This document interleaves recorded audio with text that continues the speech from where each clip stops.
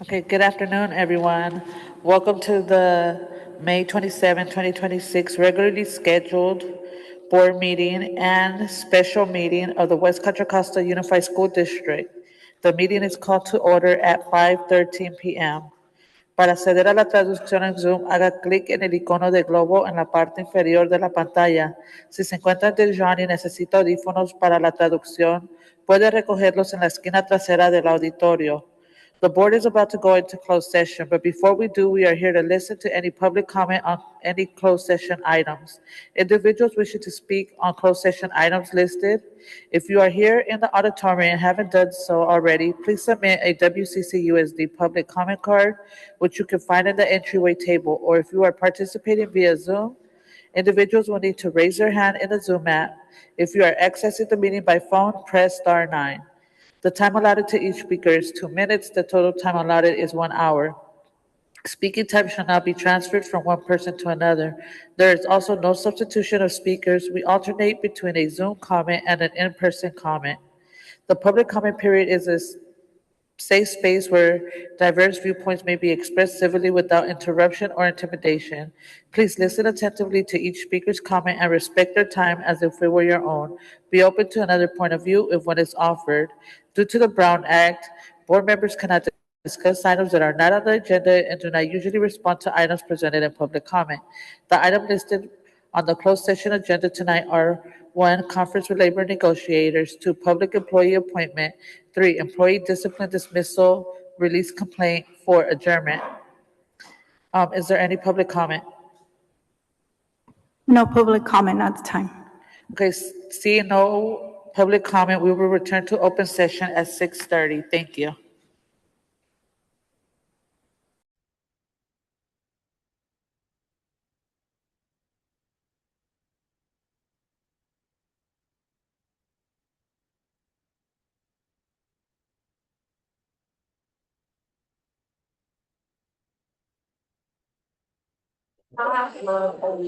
Good evening, everyone, and welcome to the open session of the West Contra Costa Unified School District regular board meeting for May 27, 2026, and special board meeting. We are calling open session to order at 6:39. To access translation in Zoom, please click on the globe icon at the bottom of the screen. If you are here at Dijon and need a headset for translation, you may pick one up in the back corner of the auditorium. In a few minutes, we will begin public comment item on the agenda. Members of the public are invited to speak to the board on any matter that is within the subject matter jurisdiction of the West Contra Costa Unified School District, but is not on the agenda. Please prepare now for public comment. If you are here in the auditorium and you'd like to make public comment, please fill out and submit a WCC USD public comment card. You can find them on the table in the entry hallway. If you are participating via Zoom, please raise your hand in the Zoom app prior to the beginning of this item on the agenda. If participating by phone, press star 9. After your comment card has been turned in, the cards are placed in the order received and we'll call the speakers in one at a time, alternating between a public comment here at Dijon and one on Zoom. Public comment generally lasts for 1 hour. The time allotted for each speaker is 2 minutes. In the meantime, we are moving on to the rest of our opening procedures. Moving now on to item B2, the Pledge of Allegiance. If you can, or willing or able, can you stand for the Pledge of Allegiance?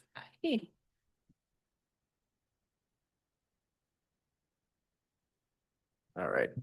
I pledge allegiance to the flag of the United States of America and to which the republic for which it stands, one nation, under God, indivisible, with liberty and justice for all. Now on to item B3, the Land and Labor Body Acknowledgement. We acknowledge that we are presently on the lands of the Chochenyo, Muwekma, Karkin, Ohlone peoples and acknowledge them as the first inhabitants of the land we currently occupy. I acknowledge that the burden of environmental exploitation and systemic injustice falls upon the labor of Black and brown bodies in the building of this country and its institutions. I remember that Black and brown bodies were born and died working this land against their will for nations.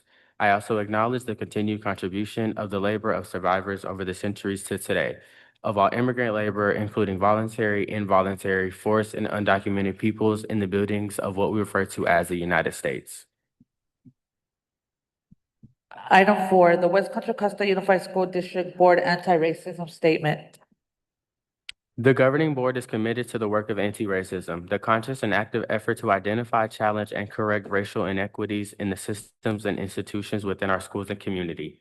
Racism, explicit or implicit, stands in direct conflict to the fundamental principles of district education.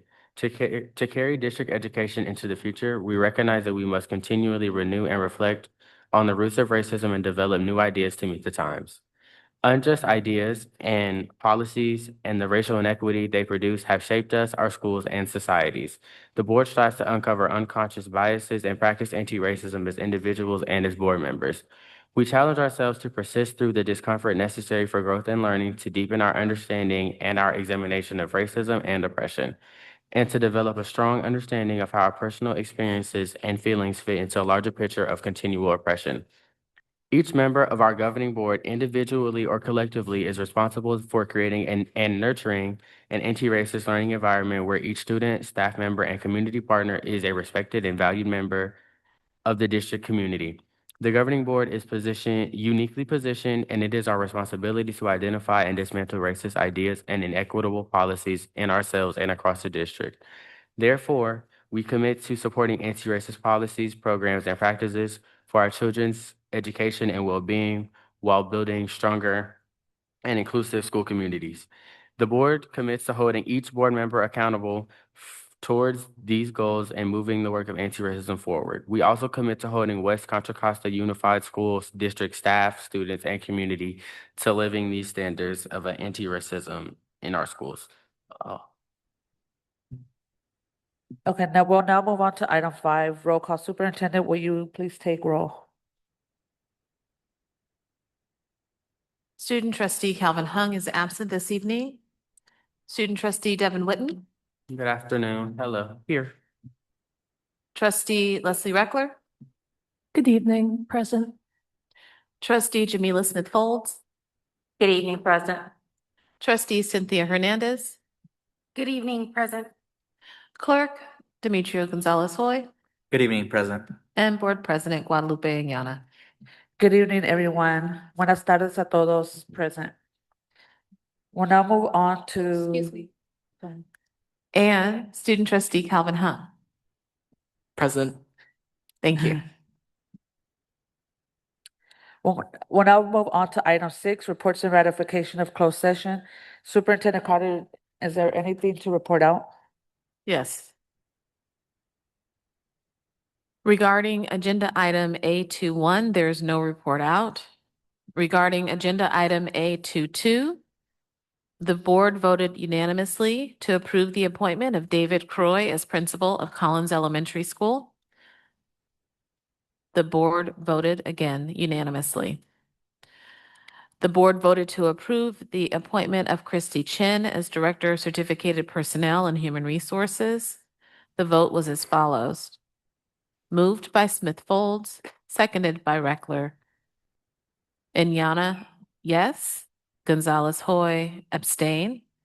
Hernandez, yes. Reckler, yes. Smith Folds, yes. Regarding agenda item A23, the board took action to immediately dismiss a permanent certificated employee, ID number 152890, from employment with the West Contra Costa Unified School District and directed the superintendent or designee to send out appropriate legal notices. The vote was as follows. Moved by Smith Folds, seconded by Gonzalez Hoy. Iñana, yes. Gonzalez Hoy, yes. Hernandez, yes. Reckler, abstain. Smith Folds, yes. That completes the report out. Thank you. We'll now move on to item 8, student presentation, the Y plan. And point of contact is Catherine Acosta Veproskas.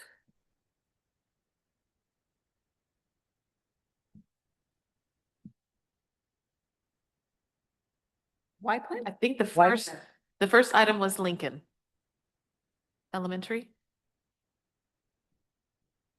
I am sorry. We are doing my mistake. No problem. I am jumping ahead. That's Um, okay. We have our student performance tonight, by Lincoln Elementary School. Yes, thank you. And good evening, President Enyana, Clerk Gonzalez Hoy, members of the board, Superintendent Cotton, and community. We are incredibly excited to have Lincoln Elementary School in the house, and I would love to invite up Principal Parham to be able to introduce our students.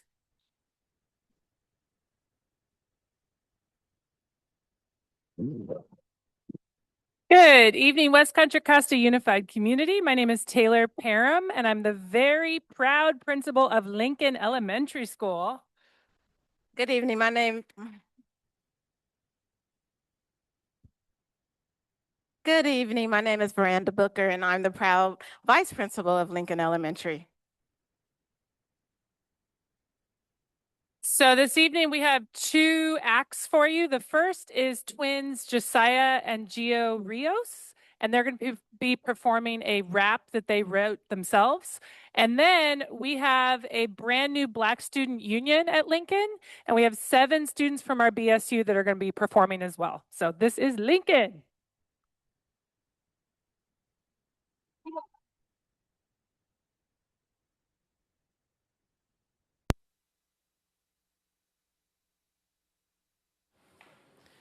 The board will come down to watch the performance.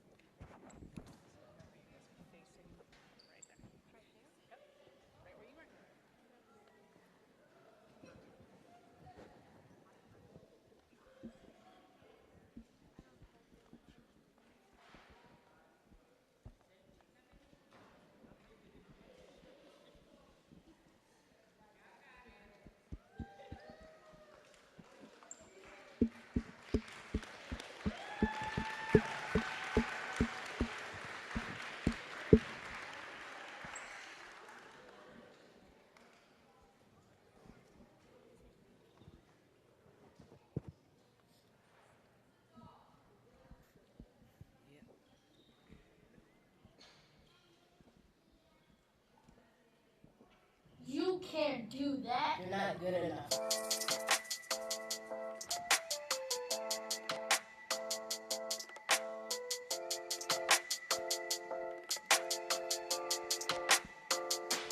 I'm like, oh.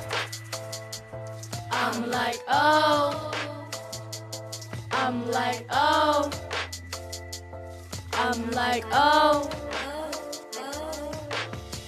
Dreams stay big, yeah, they never split.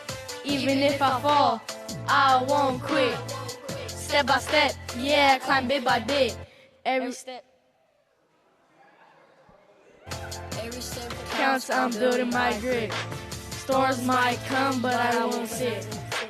Push right through, I'm built for it. Hard work pays, gotta stay legit. When I see a goal, I aim and hit. Doubt creeps in, nah, I won't submit. Confident, strong, I was made for this. Tough like steel, I don't throw a fit. Keep on moving, I don't ever quit. Shine real bright like a candle lit. Shine real bright like a candle lit. Shine real bright like a candle lit. Shine real bright like a I'm like, oh. I'm like, oh. I'm like, oh. I'm like, oh. No time to stop, I stay real fit. Success is mine, every little pit. Success is mine, I want it. My future's bright. Every day I go out looking for the nice. Love myself, I ain't thinking twice, doing my best. Yeah, I'm living my life. I plan for my success, I don't just roll the dice. I'm like, oh. I'm like, oh. I'm like, oh. I'm like, oh. I'm like, oh.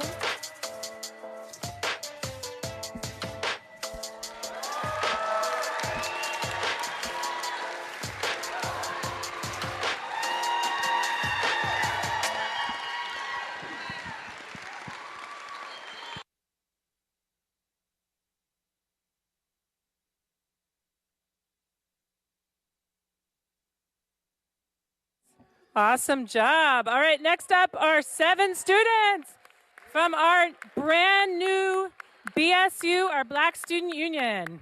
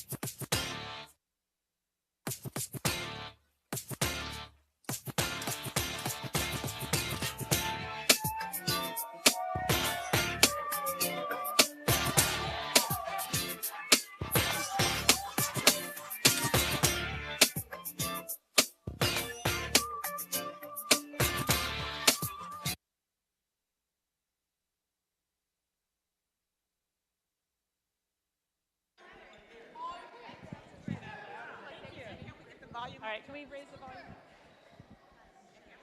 Let me just do it. If she give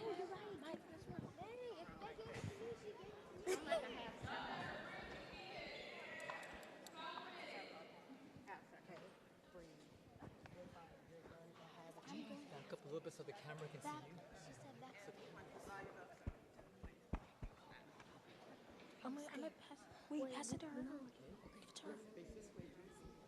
Hello? Back up. Hello? Should I say hello?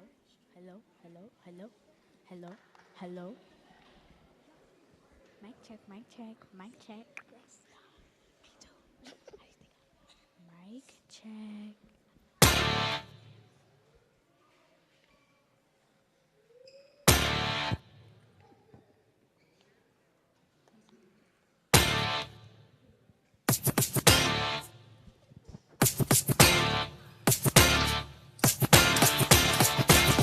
We rise, hey, we shine, hey.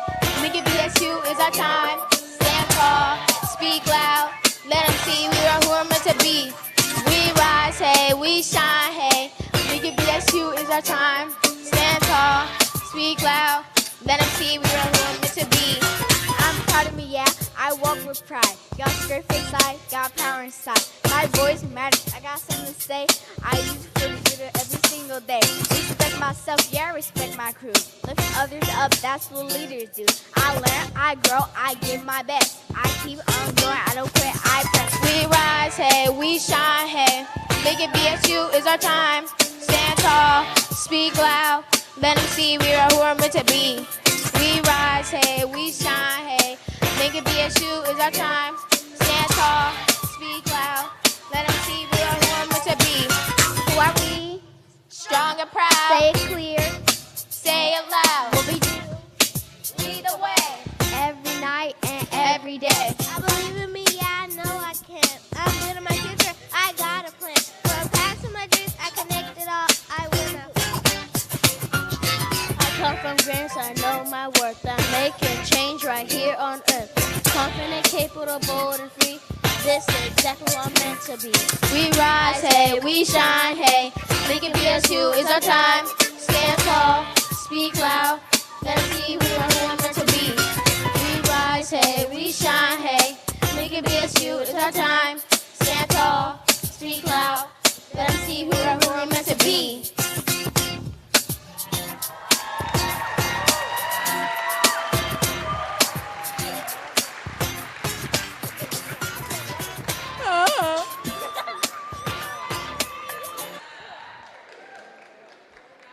I would like to say thank you. We are so proud of our babies. Good job, you guys. Thank you so much for giving us this opportunity to showcase our incredible students. Thank you, thank you.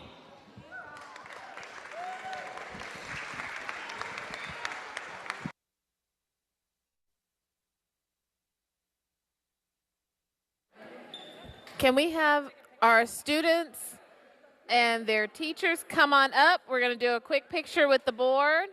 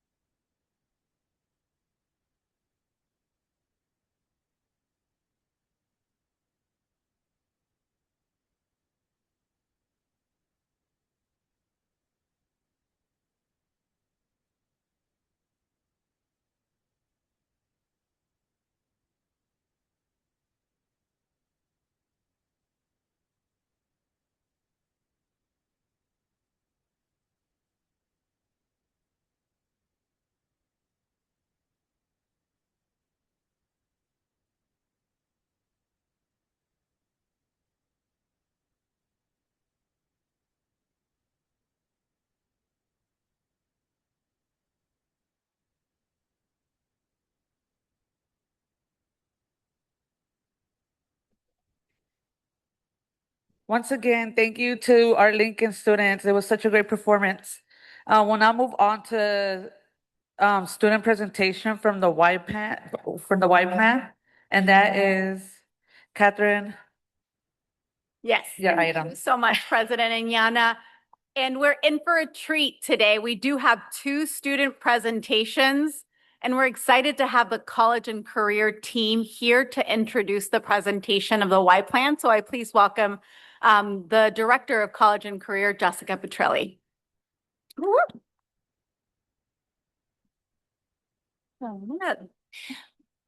Well, good evening, President Inyana, board members, Superintendent Cotton, members of cabinet, and members of our community. Thank you for the opportunity to share WCCUSD's Y Plan initiative and to celebrate the incredible work for our students, educators, and community partners this year. My name is Jessica Petrilli. I'm the director of the College and Career Department, and I'm joined tonight by Ariel Kirschenbaum, our Career Technical Education Coordinator, and online by our community school manager, Tiara Shelton. With me also tonight are two students who are going to share highlights from their experience in Y Plan, Callie Stewart and Judah Gant. And this initiative has been a collaboration between the Departments of College and Career and community schools, because this work sits at that intersection of college and career readiness, community schools, and civic leadership. So I want you just for a moment to imagine being a student and hearing that city leaders, community organizations, and industry folk want to work with you as a consultant. They're asking you to do the research, to develop solutions and then present your recommendations that could help shape the future of your community. That's the kind of authentic, meaningful opportunity that our students experience through Y-Plan. And just to give you a glimpse of some of the challenges our students were trusted to help solve. How can Richmond adapt sea level rise and make climate vulnerability more visible and actionable? How can we redesign the 23rd Street corridor to improve safety for youth and families? How can Richmond expand recycling and promote responsible e-waste stewardship? How can Richmond improve community crisis response systems while incorporating youth perspectives? And how can students support anti-vaping and tobacco prevention efforts through research and policy analysis? And we have to the side some examples of the Y-Plan projects and what they look like in poster form. So through our partnership with UC Berkeley's Center for Cities and Schools, led by Dr. Deb McCoy, we brought the Y-Plan framework to the WCCUSD classrooms, giving students these opportunities to engage in authentic civic problem solving with real impact. And Ariel's just gonna, next slide is gonna explain a little bit more what Y-Plan means. Good evening, everyone. So Y-Plan essentially is a pun. Why plan? Why do we plan? It also is an acronym. It stands for Youth Plan Act Now. And the word now is important. Our students aren't waiting until adulthood to contribute to their communities. They're already currently active researchers, diviners, advocates, and problem solvers. What makes the framework different when I summarize it to folks is that the problem is an authentic problem brought by a client. It's not theoretical, it's not fake, it's not, what would we do? It's, hey, this is a real thing we're working on. We genuinely want and need the brains of students as consultants to help us solve this problem. And through that, it's authentic project-based learning. So it has a handful of steps that are highlighted for you on the slides, but essentially it starts with a real problem brought to students from a client saying, hey, we want your help. We are hiring you as consultants to help us with this problem. The students then research the problem, engage the community, and they develop their own solutions based on best practices that they discover, research that they conduct, and things they find from other communities. And then at the end, they present their projects back to civic leaders or back to their client and saying, here's what we produced for you. One thing that we noticed in terms of the projects is what really shifts is that when the project is authentic from the client, students are able to understand that adults are truly listening to them, and their level of engagement shifts. Next slide, please. So we know that post-pandemic districts across the country were wrestling with disengagement. And we know students become more connected when their learning applies to real issues affecting their families and neighborhoods. But we also know that students are often asked to give feedback and sometimes they don't see meaningful action. So Y-Plan changes that dynamic. Because our students are not just actually being consulted, they're really being trusted. So at the same time, our city agencies, our community organizations, they're genuinely in need of this youth insight and the lived experience. So it's a win-win for both. And this initiative allowed us to prepare our students for careers while also strengthening democracy and community connection. Next slide.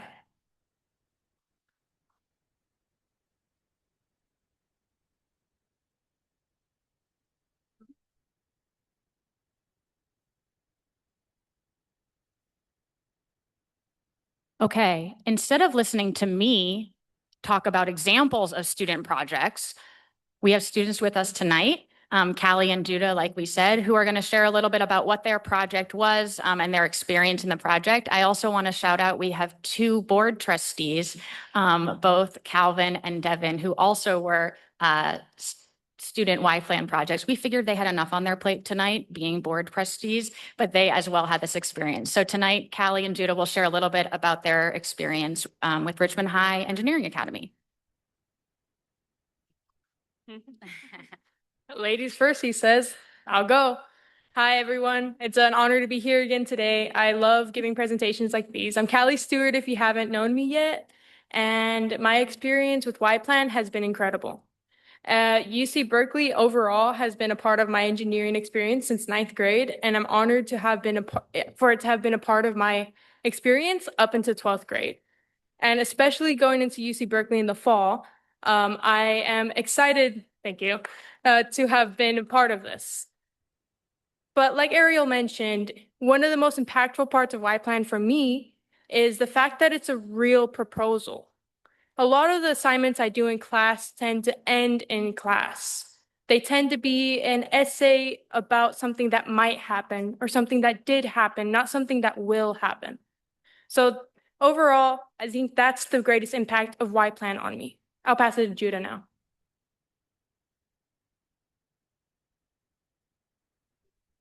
So, as you heard, I'm Judah.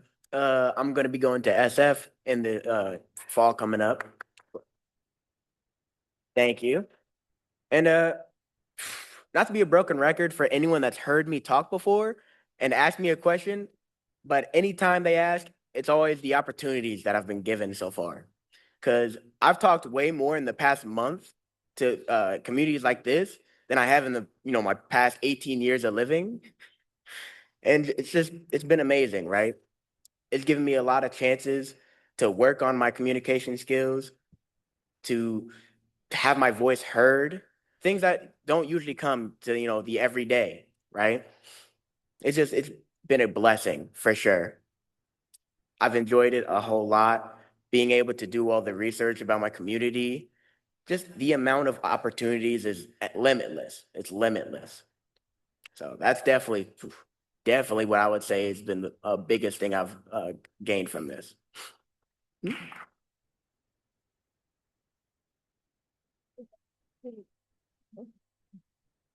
Don't worry, they'll be back. Next slide.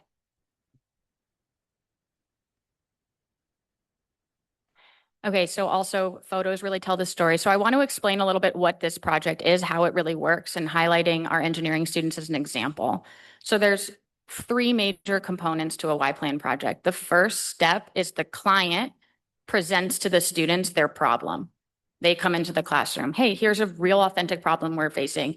They know more about their problem than I do, but the Department of Public Works came in and presented to the engineering students like, hey, we have, a lot of problems that they're working on to increase safety for pedestrians, cyclists, and cars in the city, but specifically a project they're working on to redesign 23rd Street. Now, if you're local, 23rd Street is also the street that houses Richmond High School. So who better than to provide input than the students themselves? So step 1, the client comes, presents their problem. Step 2, the students leave the classroom and go on a tour to understand more of the problem. We call that the inspiration tour. It's a study trip. For the various projects, depended on where they went. So they might go to see the local problem in action. In this case, they did a tour of various different locations, and for a lot of locations, says Callie, that the city was working on. So authentic city planning, like here's what we're asking you to redesign. Here's the problems. Here's what it looks like, et cetera. And then step 3 is the presentations back. So here on the slide is a couple of photos. Just to shout out a couple, on the top left is our Kennedy ITA students. They were working on a project to support with the plan to protect Richmond from sea level rise. Y'all, we got to be on the lookout for sea level rise as a coastal city. The middle photo there at the top, the city of Richmond has a newly developed crisis response team called ROCK.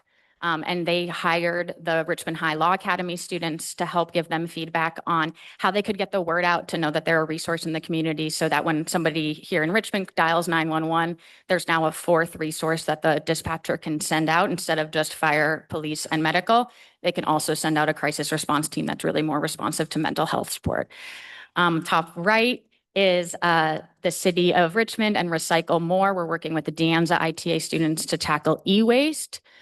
Y'all, apparently when we throw away electronics, it can cause fires and it's poisonous and bad. Don't do it. And so they hired students to come up with ways that they could get the word out about that more. And the De Anza ITA students actually developed video games as their strategy to teach young kids why it's important. There's additional photos there at the bottom, just briefly. Bottom left is part of the tour that the Richmond engineering students did. In the middle center, the UC Berkeley Chancellor's Office actually recognized the partnership between the city and West Contra Costa and the school district for as the Chancellor's Award for Public Service and Community Partnership, which was very exciting. And bottom right, Richmond High Health students were hired as consultants to support both by Kenny Moore, shout out, the community school director, as well as the city and the the county health department and the American Cancer Society to be like, y'all, what are we gonna do about these teens vaping? And the way that the Richmond High students actually tackled it was to go to city council and talk about the retail policy, how many stores should be legally allowed to sell vaping products, and tackling it really upstream in that way. And so down on bottom right is a picture where the Richmond High students mapped local retailers. Next slide.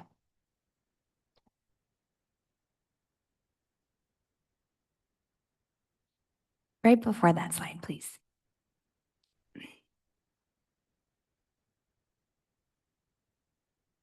Awesome, thank you.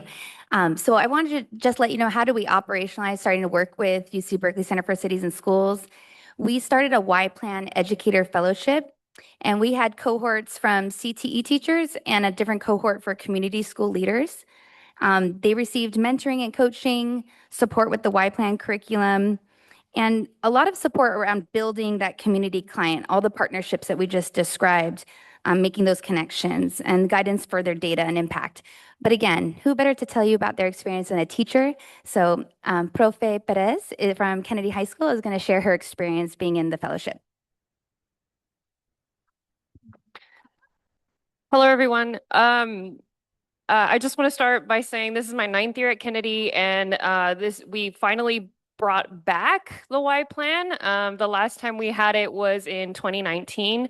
So I'm very excited. The students, 11 groups of students went to City Hall chambers to present their Y Plan project to some of you. Thank you for attending. A lot of people in the city, a lot of people that have stakeholds in sea level rise.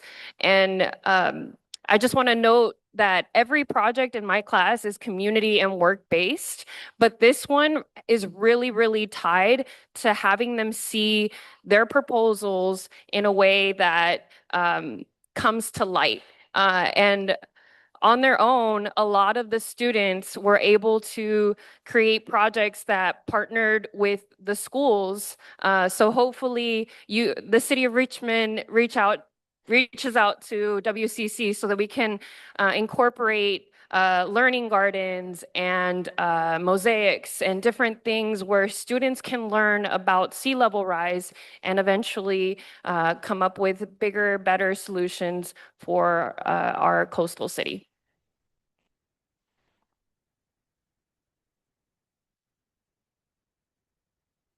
Next slide, please.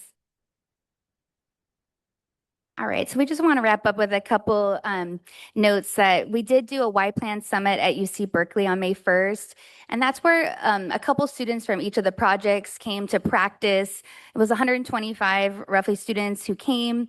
It was a poster session. It had structured feedback from the undergraduate and graduate students that work on the project with Dr. Deb McCoy. And we had keynote speakers like our superintendent, Cheryl Cotton, thank you so much for being there, and others listed on this slide, and we thank them all for being a part of this experience.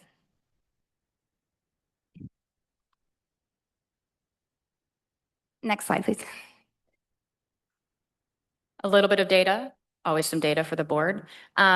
So wanted to just share that in our first pilot of bringing this back, we were really proud to be able to expand into multiple schools. As you can see on the slide, some big data points, over 500 students engaged in this type of civic research, including middle schools, all the way through many of our high schools there on the screen. The way that this project was rolled out was a teachers and community school directors opted in. So we presented it as an option, and then teachers and or community school directors could opt in to be part of the fellowship. So that's how that was distributed.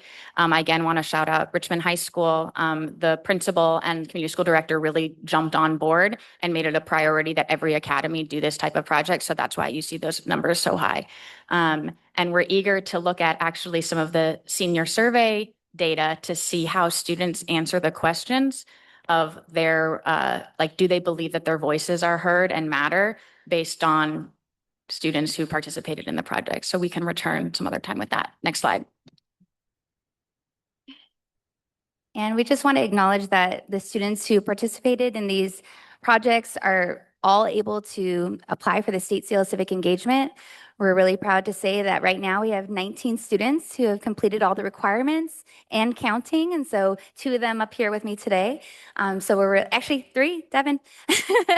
So I'm really proud of those seniors who did all the requirements. But this Civic Action Research Project was like central to getting that seal. So we're so proud of them. Next slide. So there were so many clients and partners. They're listed here. I'm scared to death I forgot someone, but I want you to know we are so grateful for them. And at the very top is Superintendent Cotton, because she was one of the clients, and I want to invite her to maybe share her experience as a client in the Y Plan project. Thank you for that. It was an amazing experience, and I'm so impressed with our young people.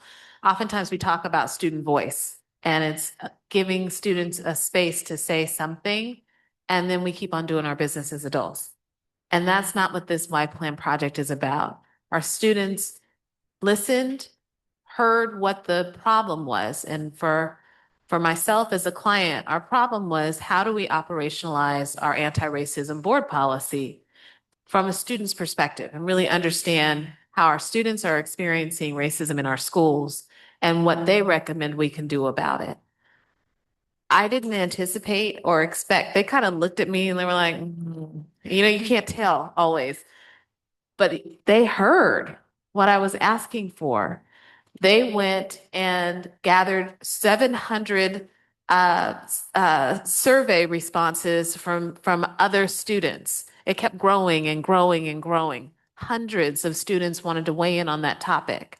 They took that data, they analyzed that data and information, and then came up with recommendations that we're going to talk more about on June 8th, I believe, for our student summit, where we are talking. It's not just a summit to talk, but it's a summit for them to talk about what actions need to be happening.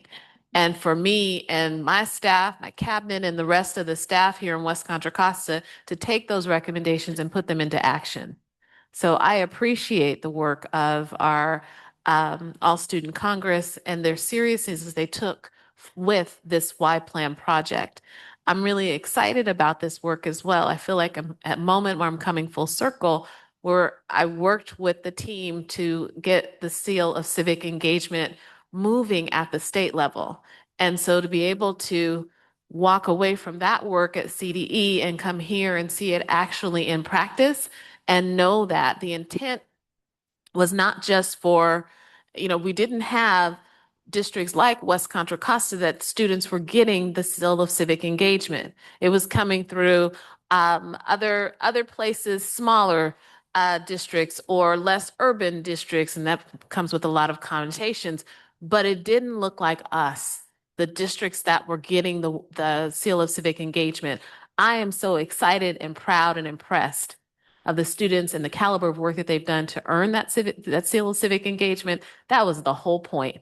And so it's just, for me as a professional, that's a really powerful moment. So I'm very proud of our students, proud of all of our students. The experience with Ms. Perez Caro was amazing, and her students today, hearing them stand and speak at City Hall, stand and speak to industry experts about the work that they're doing and their recommendations, I could see like lights going off of connections that can be made, the garden projects, the shoreline amplification, the sea level awareness, just all those things are just really exciting and really impactful and meaningful. So thank you. The 23rd Street recommendations, how do you make our streets safer? You guys, they even created, using a 3D printer, an example of what the challenge was, where the shadows are, where you can't really see what's going on, and it's not a safe environment for students or adults, and then made recommendations of how do you make this better. Powerful. So thank you for that. I'm very proud of you guys. I'm sorry, I didn't mean to talk that long. No, I'm very grateful. And when I walked away from that presentation, Joseph, our partner from the city of Richmond, was like, I'm so happy those kids did all the work for me. So I took that as the highest praise compliment. That's what was said after. I just want to end thanking two people who are not here but would be here if they could, and that's Dr. Deb McCoy from the Center for Cities and Schools, and also our work-based learning coordinator, Daniel Maxwell. Together, they really helped make these partnerships happen. So thank you for having us here tonight.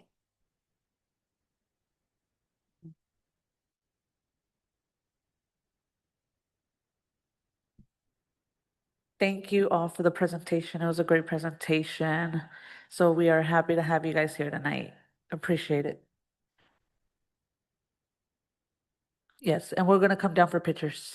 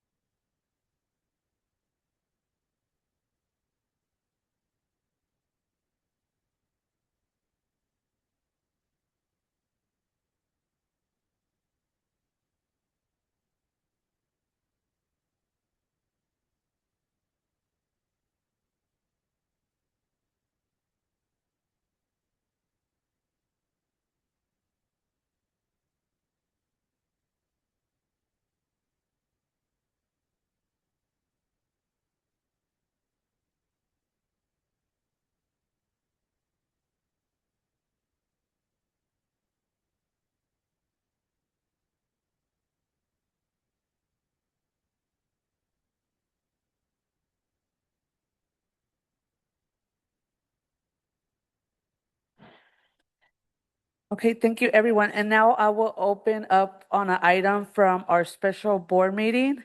Item A1, that's student presentation and community through education on drugs, ROCED. Can we have you guys up?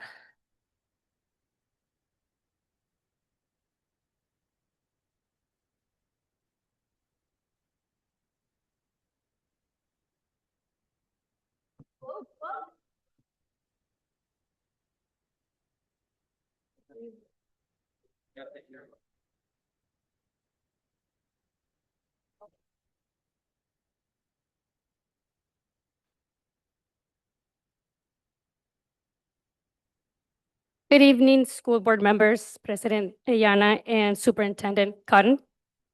My name is Raquel Antolin, and I am the DROC coordinator working with students at Greenwood Academy, El Cerrito High School, and De Anza High School.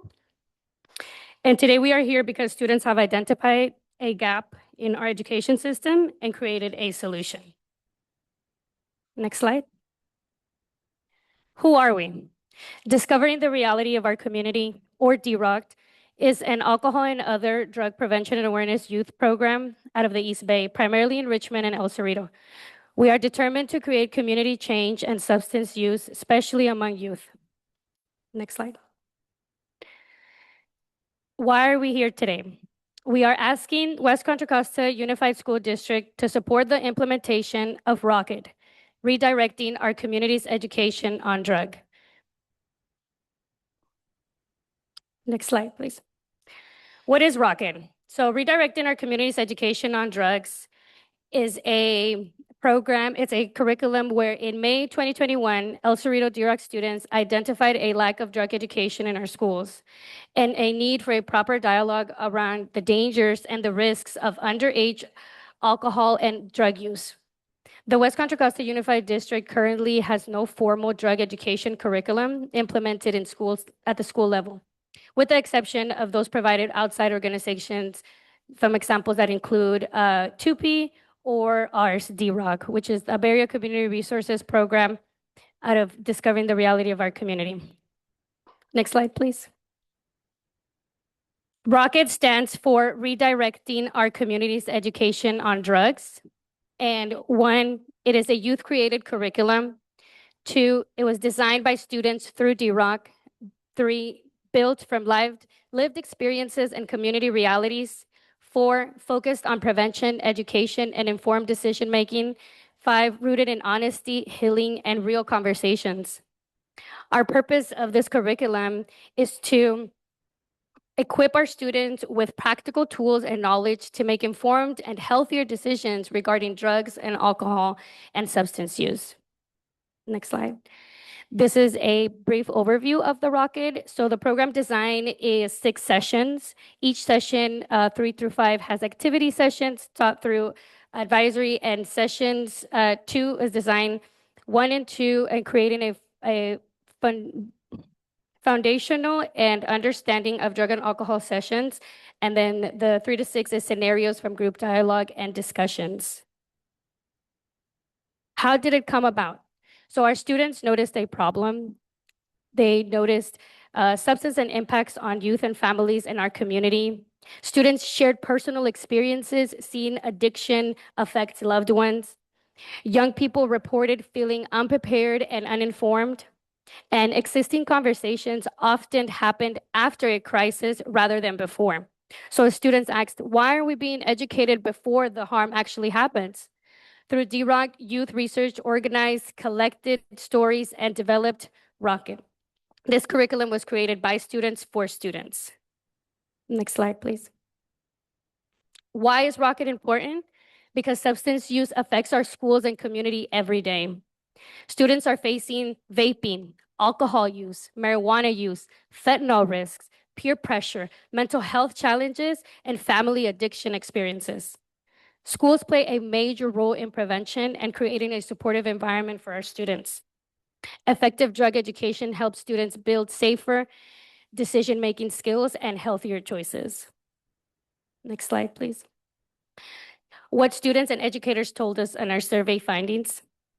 So we were able to conduct some surveys after the pilot was created. And these were some of the findings that we found.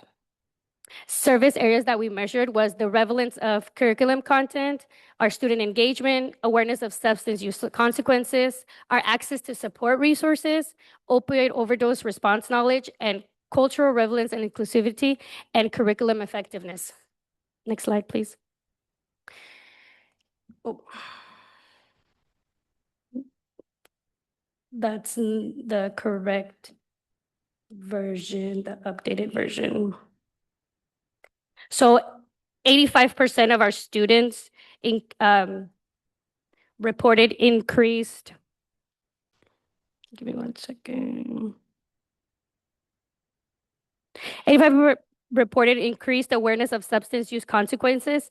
67% reported that they acquired skills related to stopping an opioid overdose, and 82% felt better to identify resources and support systems. From our educators, 100% felt students were engaged, 100% viewed Rocket as an effective and for prevention education and reducing harm. Our total participants were 61 students across 4 classrooms and 5 educators. And now we have some quotes from our student surveys.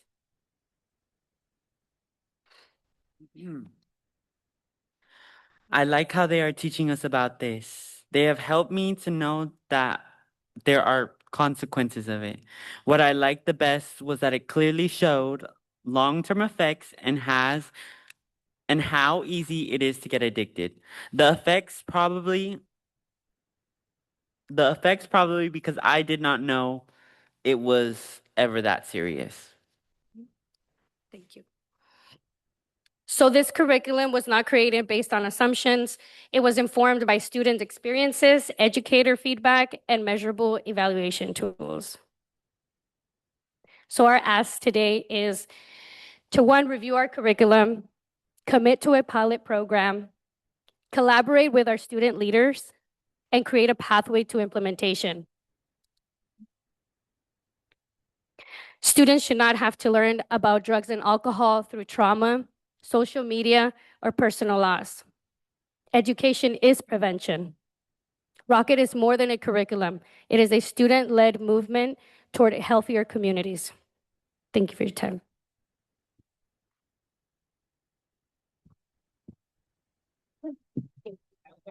The speakers, yeah.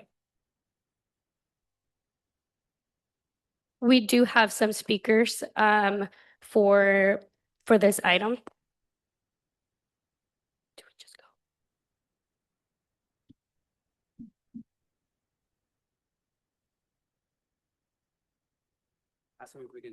How many speakers do we have from your group? They're counting them.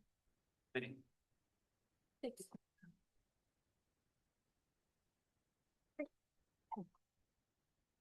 We have parents speaking too. Parents.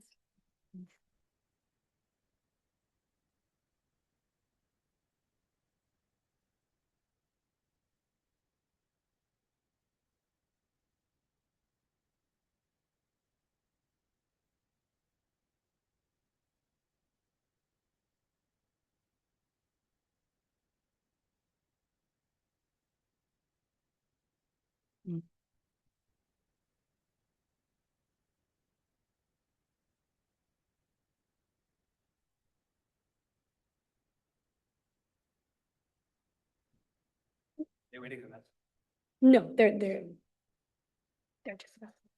they're just.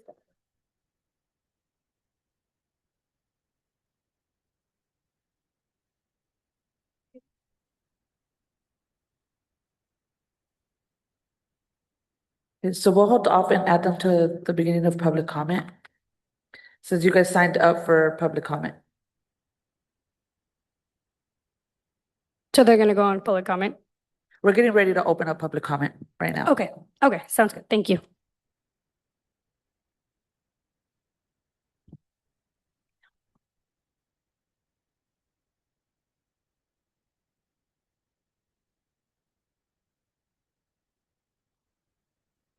So we'll move on to item nine, public comment. Members of the public are invited to speak to the board on any matter within the subject matter jurisdiction of the West Contra Costa Unified School District, but not on tonight's agenda.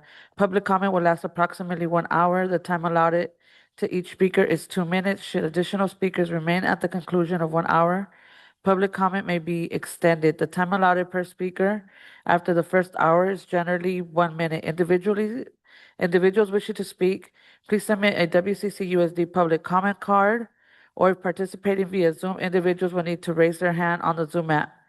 Prior to the beginning of this item on the agenda, if you are calling by phone, press star 9. Speaking time shall not be transferred from one person to another. There is no substitution of speakers. Speakers can also make public comment again for each discussion item and action item on the agenda. After all staff presentation, the public will have 10 minutes per item and 1 minute per speaker. The same protocols recited above apply. The public comment period is a safe space where diverse viewpoints may be expressed in a civil manner without interruption of intimidation. Please listen attentively to each speaker's comment and respect their time at the podium. If it were your own, be open to a different point of view if one is offered. Due to the Brown Act, board members cannot discuss items that are not on the agenda and do not usually respond to items presented in public comment. We will close public comment once the item has started. So if anybody has any public comment cards that they wish to turn in, please bring them up to the podium. And for those on Zoom, please raise your hand. Once we tally up the cards, no more public comment will be accepted. So is there any public comment? Yes. We currently have 18 public comment on the Zoom queue for this item, and we have Heather, Dominic H., Savannah William, Jean Kushner, C. Peters, Mark, Najeli Hernandez, Stacy Macias, Canelo, Eddie Calentine, Ivan, Maisha Gosh, Silon Harrison, Ashley Arbert, and Christian Vigil, Francisco Ortiz, Nick Crescenzi. Thank you for that. And we will now start calling public comment. We will start with 3 in-person comments and 3 on Zoom comments, and we will continue to alternate between both. Yeah.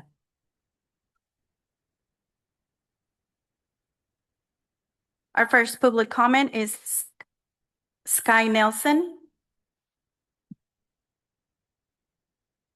from the room. Caught me off guard. Thank you. I'm a teacher and parent in El Cerrito High School, and I'm here with D-Rock, the developing awareness of our communities, the reality of our communities. I think about, as a teacher and as a parent myself, and as a human being in my role in the world, how much stress has risen, how much existential challenges there are that are more than when I was a kid. There's climate change in the back of our minds. There's AI growing and jobs becoming different in the back of our minds, in the front of our minds, in the news. There's war in Iran, and there's just all sorts of stuff that is hard to fathom. And my daughter had a little bit of a break last night at the table and just got angry for a second about climate change. It just makes me think about what kids are dealing with, and we need people engaged in the world, not tuning out. And so I really appreciate these students who've created a program to help each other not tune out. These are the kinds of things are really easy to want to numb ourselves to. And we need to allow our students to teach us how to not tune out. So I really appreciate these students, and you're going to hear from them today. Thank you.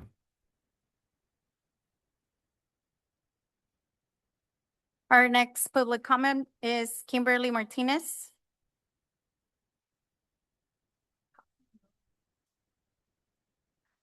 Good afternoon. My name is Kimberly Martinez. I attend El Cerrito High School and I am a member of D-Rock. Today we're here to implement the Rocket curriculum. It is important to educate students now because the best way to prevent something harmful in the future is to gain knowledge today. By understanding the risk and consequences, we can make better choices that protect our health. With this knowledge, students can become more open-minded and aware of the serious effects that drugs and alcohol have both on our emotional and physical health. Based on information that we have gathered, teens who begin drinking before the age of 15 are 5 times more likely to develop alcohol dependence than those who begin drinking at 21. Therefore, we need to not normalize this because it's not good for us. Drug and alcohol education is important because it gives us power to prevent addiction and save lives. By spreading awareness, we're helping our community make better choices and creating a safer, healthier future for everyone. We urge you all to make the change and strengthen drug and alcohol education in schools because change starts with knowledge. Thank you. Next public comment, Aila Pagan. Aila Pagan. Okay. Hello, board members. My name is Ayla Thank you. My name is Ayla Pagan. I am a student at El Cerrito High School. I am a part of the D-Rock program. And today I'm here because I think it's important to have a drug and alcohol class throughout the education system. This is crucial because drugs and alcohol are too normalized in our communities, and it's important for our students to have a choice to make healthy decisions when given access to these substances. For example, I have a friend who's recovering from her addiction. It is upsetting that she has to deal with this as a freshman in high school. So as a student, I am asking you to help us make acknowledgement and recovery possible for our students. With this class, students would be equipped with knowledge of substance use when being faced with these substances. We are asking the district to have a drug and alcohol class in all schools. Thank you. Next speaker is Milagros Cervantes. Good afternoon, board and community members. My name is Milagros Cervantes, and today I'm here representing students from helping deregulate drugs in our community and schools. Today I'm here along with other DROC members to speak in favor of creating an education program about risk of drugs. This policy is important to me because I don't want to see a vape or a cigar everywhere I go when I know I can help people within those hard decisions and situations. It has been really normalized to the point that people are told to just throw them in the trash cans instead of going through the time of hiding them, in which certain situations can have some kids be more surrounded with unhealthy drug relationships within the school premises. About a week ago, I had gone to the restroom and seen a big sign on the corner of the restroom mirror. It said, if you're done with your vapes, throw them in the trash can, not the toilets. Even better, just don't use them. It has also come to the point where the administrative staff have come to the realization of how easy and quick it is for students to have access to get drugs within the community and the schools. There may be a rule or policy stating no drugs, etc., but it doesn't seem to be extremely enforced within the school premises. It has come to my attention that with this sign, it might give a statement to some students how little by little they are normalizing and accepting the access of drugs in the community. I know they can't force the kids to stop, but they should at least give the kids who want to help and learn about the situation have a chance, which urges me to want to get help to spread awareness and get classes of and about drugs within our communities. Therefore, I urge you, board members, to implement a drug and alcohol curriculum district-wide. This is important and is impacting the lives of students right now. Therefore, we should all act now. I hope this board members try their best to provide a positive outcome from the meeting today. Thank you for your time. Mona Alkami. Good evening, board members and community members. My name is Mona and I come from Greenwood Academy. Thank you for giving me the opportunity to speak today. I am here to speak about the importance of supporting drug, alcohol education, mental health resources, and prevention education for students in our community. As a student, I have seen how stress, peer pressure, vaping, and alcohol can affect young people at school. Many students struggle quietly because they feel like they do not have enough support or safe spaces to talk about what they are going through. Last year, one of my close friends started vaping because they thought it would help them with stress and anxiety from school. At first, they thought it was harmless, but over time, I noticed changes in their focus, motivation, and behavior in class. Seeing someone close to me go through that made me realize how important education and support programs really are. I believe schools should continue investing in counseling, after-school programs, wellness programs, and prevention education. These programs help students make healthier choices, feel supported, and stay focused on their future goals.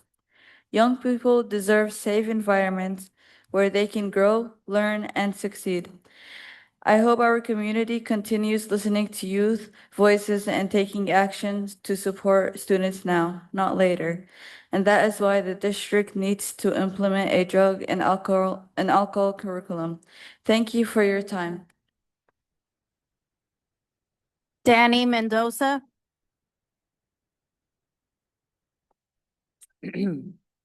Good evening, esteemed board members. My name is Danny Mendoza, and I am a part of Discovering the Realities of Our Communities, or known as DROC. I am a student at El Cerrito High School, and I am here today to shed light on issues actively affecting our community. Hundreds of teens every day are smoking, drinking, and falling into drugs that can later damage their futures and potentially compromise their lives.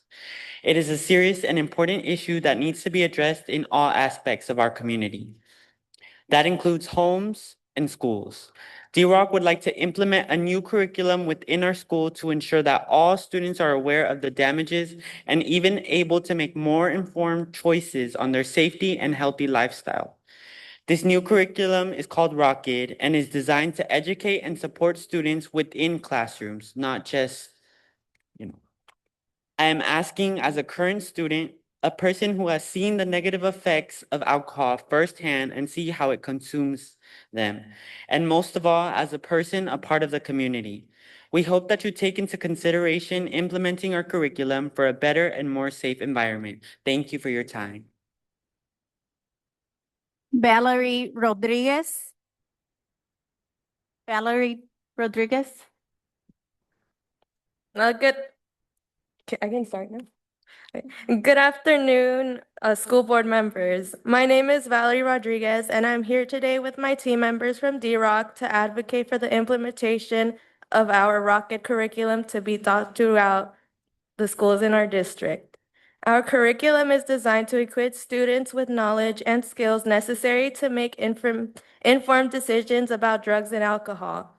It's an evidence-based program that not only educates students, but also the risks, but also ensures that the youth in our community have access to accurate information, prevention, education, and open conversations about substance use.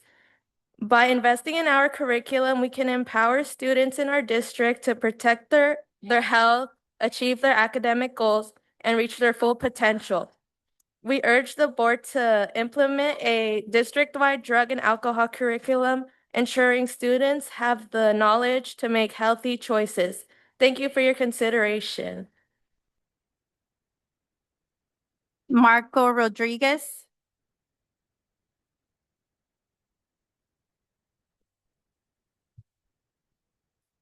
Hello, hi. My name is Marco Rodriguez. I'm a father, proud father of 2 daughters, local business owner, and just someone that's heavily involved with our youth in our community. And today I want to speak not only as a father, but also from my personal experience. So when I was a teenager, drugs, alcohol, it was just very easy to get our hands on. But growing up, we didn't really have programs like D-Rock where young people could hear about stories, someone that can talk to us about situations, to be able to educate and support us through these situations with drugs and alcohol. And personally, I made a lot of bad choices when I was growing up. But what comes to mind is what would have happened if we had a program like D-Rock growing up? I mean, I look at my life now, I'm 46, and I see some of my friends or so-called friends that we grew up, and some of them strung out on drugs. Some of them overdosed. Some of them are in jail. And it started with just alcohol. It started with just marijuana. Nothing was going to happen. But gradually that introduced these other drugs that now I'm just like, wow, how did you go from being such a good kid and now locked up in jail? How did you go from being this great girl and then now strung out on drugs? But it could have been prevented. You know, we saw on the screen, why do we have to tackle these things when it's in crisis mode? Why not tackle it on in prevention to teach our kids, support our kids, have these conversations and let them know there's a better way? We need to be able to come together as a community, as parents, as school, and be able to overcome, because the reality is that there's drugs out there. There's vaping going on. We all know what's going on out there, but to try to hide it, it's not going to help. We need to talk about it. We need to have honest conversations, talk about the reality on how can this impact our kids. I know my time is up, but I really would love your support on this topic. Thank you so much for your time.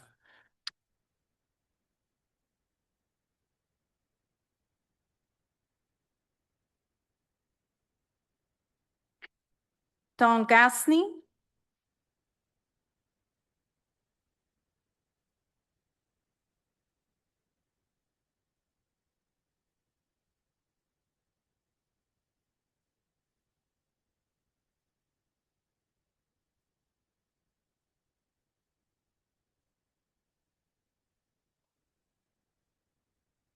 Good evening. You know, it's been 9 months since the board authorized Godby and Associates to conduct a feasibility survey to learn of the public's willingness to extend their Measure T parcel tax. Many of us volunteered to offer our extensive experience in bonds and parcel taxes to assist the district staff with this renewal, which would have added many millions of dollars to the coffers of our nearly bankrupt district. We were encouraged by senior staff members, but here it is a full 9 months later, and we have not yet heard a report about the survey results. Nothing has been brought back to us, the public, to explain not only what we got for our tax dollars, but also next steps on the pathway to putting this renewal on the November ballot. getting the measure passed, and then making sure the funds were well spent. Excuse me if I'm missing things here, but has the district become so awash in cash that they can afford to throw away these millions of dollars? Has the district become so well-trained and educated that they think they can handle this issue on their own and ignore all of the free expert advice from the engaged community members willing to share their 50-plus years of experience in local electoral matters? Quite frankly, we just don't get it. Surely someone on the board or senior staff would reach out to share their thoughts about this matter, but not only have they not reached out, we can't even get a hold of them. No responses to emails, texts, and even letters. Please excuse the frankness here, but what exactly is going on through your minds? Have you given up? Do you think that someone is going to knock on your collective doors and demand you take this $10 million in free money? You got to fight for it. And to be crass about it, think about how many overpriced consultants you can hire with that money. This should have been a full-blown project 2 years ago, but even if you still proceed, how were you planning to win over the distrusting voting populace in just a few months? Inquiring minds want to know, but we're nothing but crickets. We're hearing nothing but crickets from the people on the far side of the room. I learned tonight that you guys have got this report, but you're keeping it from the public. You're not sharing it with the public. What the heck is going on there?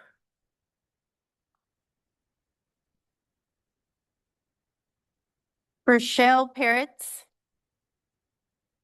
Rochelle Peretz.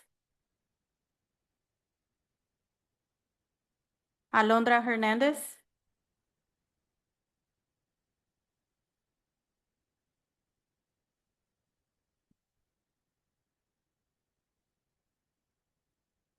Heather, please unmute yourself.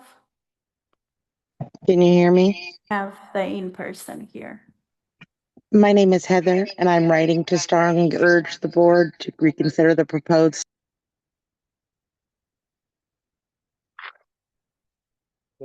Excuse me, can I just wanted to introduce myself first. My name is Chris McLean, and I teach 6th grade at Dover Elementary. And I brought 4 of my awesome students here to speak about the change in the Chromebook assignments. And my first student is going to speak is going to be Alondra.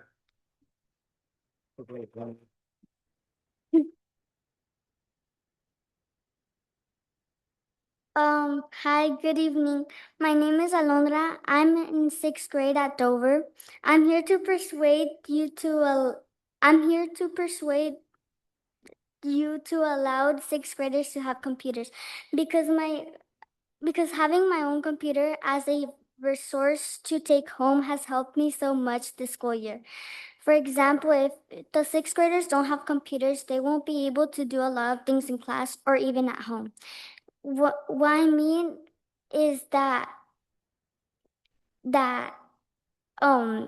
when it's time to do the LPAC or the Ready test, it will take so long. Even when kids have their own computer, it takes a long time. Imagine one computer for every 4 students. It will take a month or so. But what I'm trying to say is that you should not take away the computers of 6th graders. But also computers don't just help in class. But they also help at home. The way that computers help at home is by doing the homework. In the computer, it is better to do homework in the computer because in paper, if you have a question, you have to ask the question the next day. But if you're doing your homework in the computer, you can text him in the computer. And it has helped me so much because I was very shy and I didn't talk much, but now because of the computers, I have done slideshows and in my student console, which is called Dover Leaders, and it has helped me with my speaking and I did presentations for the younger kids, and it is better on computers because you.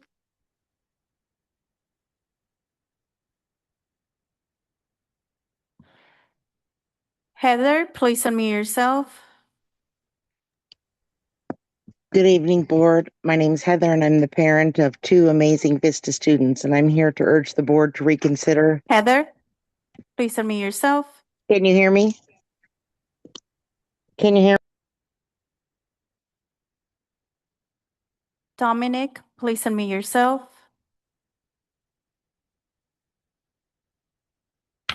Dear school board members, my name is Dominic and I am a third grader at Vista Visual Academy. I'm writing because I don't want to lose our teachers and I don't want the first and second graders to lose their school next year because there won't be any more second or third grade classes for them. Teachers help kids learn how to read, write, do math, and believe in themselves.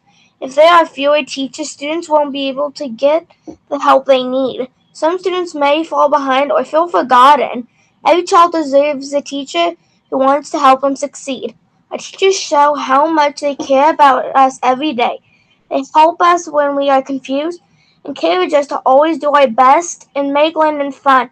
Cutting our teachers will hurt students and families in our community. Please do not cut our teachers or our second and third grade classes. Please protect our school and our futures. Thank you for listening to the students like me.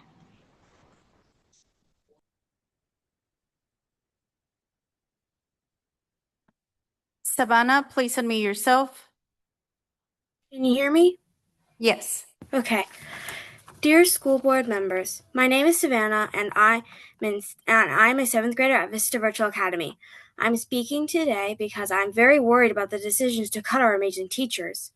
Teachers are not just employees. They are the people who help us learn, grow, and feel supported every day.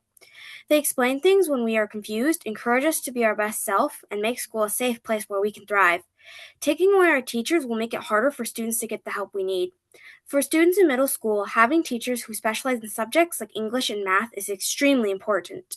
These teachers help students understand difficult lessons and stay on track academically. Without our teachers, many students could fall behind or feel disconnected from school. Cuts like these may save money now, but they could hurt students' education for years. Students deserve support, attention, and quality instruction. We should not have fewer opportunities because of budget decisions. Please listen to students and families before making cuts that will affect our future. We need our teachers. They make a difference every single day, and our education is too important to lose them. Thank you for taking the time to listen to me speak today and consider the impact these cuts will have on students like me. Thank you.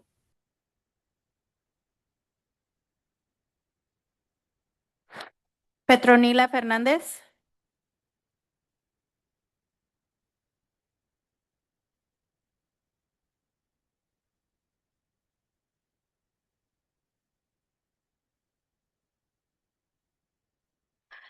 Good evening, board members and superintendents, families, and community leaders. Thank you for this opportunity to come here. My name is Petronila Fernandez. I am especially grateful to the brave student who spoke today behind me. And as a mother and member of this community, I stand before you with both deep concern and real hope. Raising children today is difficult, and we parents cannot do it alone. The fight against narcotics is shared responsibility that belongs to all of us, parents, educators, leaders, community members, and all of our neighbors. Our children spend most of their day in schools. It is where they form friendships, make decisions, and shape their future. For too many are exposed to this concerning alcohol early when they realize the evidence is clear. When prevention education start early and continue constantly, we significantly reduce risks and build a stronger, healthier young people. I dream of a community where our school and family work together as a true partners, equipping our children with the knowledge and skill they need to make safe, informed decision. Investing in prevention is not expensive. It is the smartest investment we can make children's future. That is my respectfully urge you today to approve and district-wide drug and alcohol prevention curriculum. Let us know, not just for children today, but for their future. Thank you for allowing me to speak. Have a great evening, everyone. Thank you. Araceli Gomez. Araceli Gomez. Hello, good evening, everyone. My name is Araceli. I'm a prevention program coordinator for a youth cannabis prevention program at both Richmond and Kennedy High School.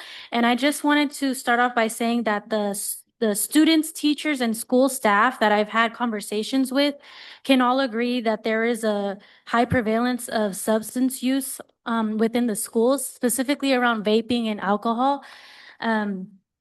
And that is why education around substance use awareness and prevention is a community responsibility. Prevention and education helps students be healthier and more successful academically. A lot of research shows this. Students learn best when they feel more informed and supported. And prevention is more effective than intervention after a crisis. Students, they need facts and resources, not fear-based messaging, right? Education gives young people tools to make healthier choices early on. And another thing that I wanted to note is they're seeing prevalence in even like as early as elementary school, believe it or not, like the vapes, the prevalence of the vapes. And that is why we urge WCCUSD to implement the RockEd district-wide curriculum. And I just wanted to end off by saying support youth, support education, and support RockEd. Thank you. Leslie Thurston. Leslie.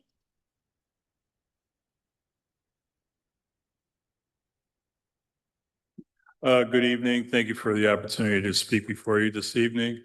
First, I want to give it up to D-Rock.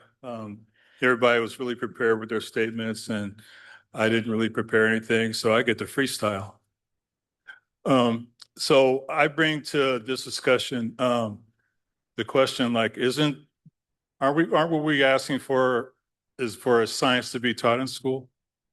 Knowing what drugs have, the impact drugs have in a brain, isn't that something that is a science that should be taught to every student, you know, as part of their graduation? I think that more people that have the information is better than not enough people have the information. I spent the last 15 years working with young adults and with grown men working in drug and alcohol counseling. I represent Contra Costa County as a substance abuse counselor and also represent Support for Recovery, an organization that provides services for addicts and their families. I really don't understand why this is something that we need to ask for. Like I said, it's a proven science, and I think this is important for all young adults to learn this moving forward in their life. There's drugs in the bathrooms in schools. There's teachers, you know, that are struggling with kids that come in and smell like marijuana and, you know, truancy, the courts.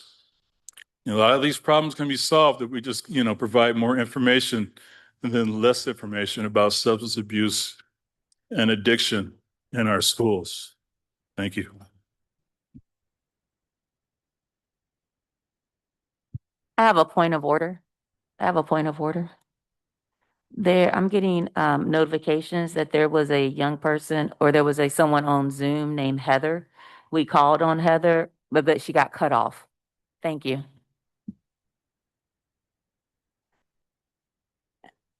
And I want to make a point of order. We just had a presentation and I want the board to go down and take a picture with our students that presented tonight for Brock. So if the board could go down and take a picture and then we'll continue public comment after.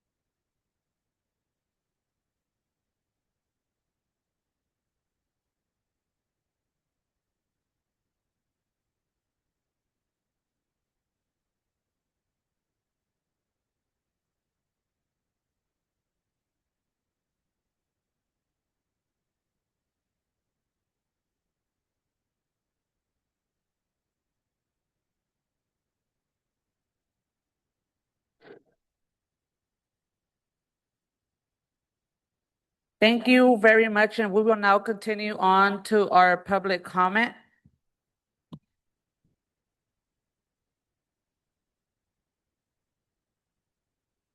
Heather, please unmute yourself. Good evening. Can you hear me, board? Yes. Thank you for calling me and allowing me to speak. My name is Heather, and I'm the proud parent of 2 Vista virtual students, and I'm here to urge the board to reconsider the proposed staffing cuts affecting Vista Virtual, particularly the elimination of specialized English and mathematics support positions for students in grades 7 to 12. Vista Virtual students are not less in need of academic support simply because they learn outside of a traditional classroom. In many cases, these students require even greater access to qualified subject area experts to ensure they remain academically engaged, supported, and on track for success.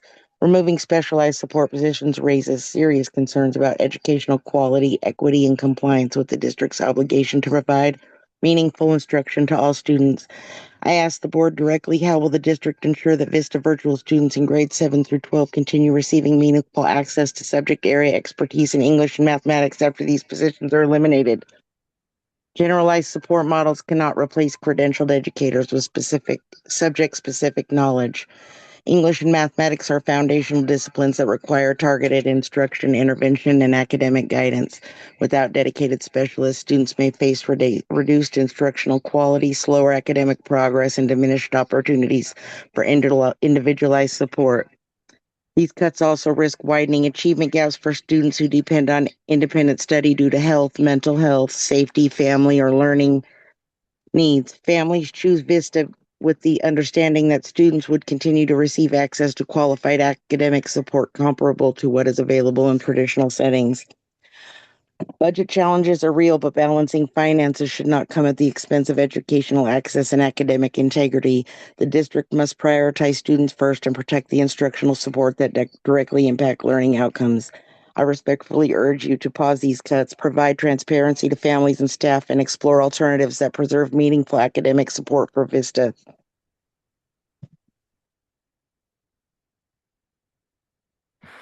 William, please unmute yourself.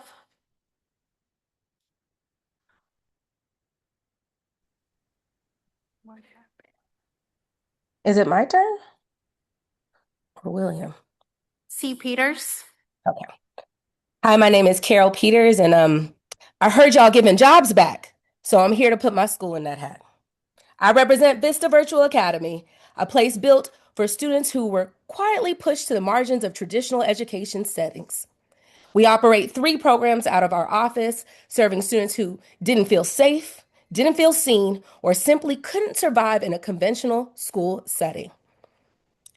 These students are often invisible at traditional schools. They don't always fit a category that draws attention, but they are vulnerable and they matter. And I heard y'all saving jobs. So today, I'm asking you to save the job of our office clerk. This person supports over 30 staff members, provides translation for families, ensures attendance compliance, and maintains an enormous volume of legally required documentation. Our work cannot function without it. To ask someone to go from full-time to 3 hours a day while expecting the same outcomes is not just unrealistic, it's shameful. Additionally, we are facing the loss of 3 teachers this year, effectively freezing our ability to grow or serve additional students who desperately need us. Since you're giving jobs back, I'm asking you to restore one to us. Give us an FTE back. We need at least 1 FTE back. You speak often about equity, about protecting vulnerable populations, about caring for every child. I'm here to remind you that our students are those children. They are the ones traditional systems failed. They are the ones who didn't feel safe walking onto a campus. They are the ones who disappear in the noise, the ones not checked on. Vista Virtual Academy exists so they don't disappear anymore. Since I hear you're giving jobs back, I'm asking you to see us. Save a position, save our staff, save our WCCUSD students. That is my time.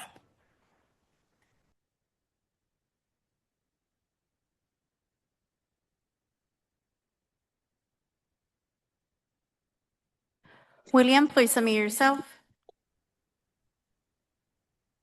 Can you hear me? Can you hear me? Yes.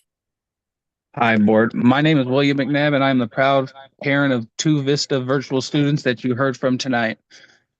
I strongly urge the district to reconsider the proposed cuts that would eliminate specialized support for Vista students in grades 7 through 12. These cuts raise serious concerns about educational quality, equity, and student success. Vista virtual students already face unique challenges that require strong academic support systems. Eliminating specialized English and math teachers will directly impact students who depend on access to teachers with deep subject area expertise. Middle and high school coursework becomes increasingly rigorous, and struggling students need intervention from educators who understand the content at a secondary level. How will the district ensure that students in grades 7 through 12 continue receiving meaningful access to subject area expertise in English and mathematics? After the eliminations of these amazing teachers, in addition, how will supervising teachers without specialized secondary content backgrounds be expected to provide intervention support for struggling middle school English and math students? These subjects require more than general supervision. Students need targeted instruction, academic intervention strategies, and teachers who understand grade level standards, writing development, and complex mathematical concepts. The proposed cuts risk widening learning gaps for vulnerable students who chose Vista Virtual because they need flexibility, individualized learning, or alternatives to the traditional classroom. Reducing specialized academic support sends the message that these students deserve less access to qualified instructions than their peers in traditional settings. I urge the board to prioritize students over budget reductions and preserve the specialized positions that provide essential academic support. Families deserve clear answers about how educational quality will be maintained if these positions are limited. Please reconsider the cuts and protect the academic resource our students need to succeed. Thank you.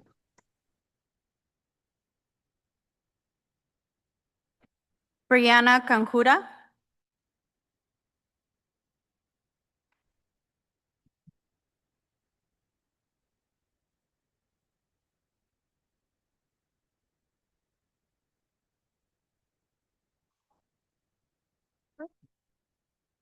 Um,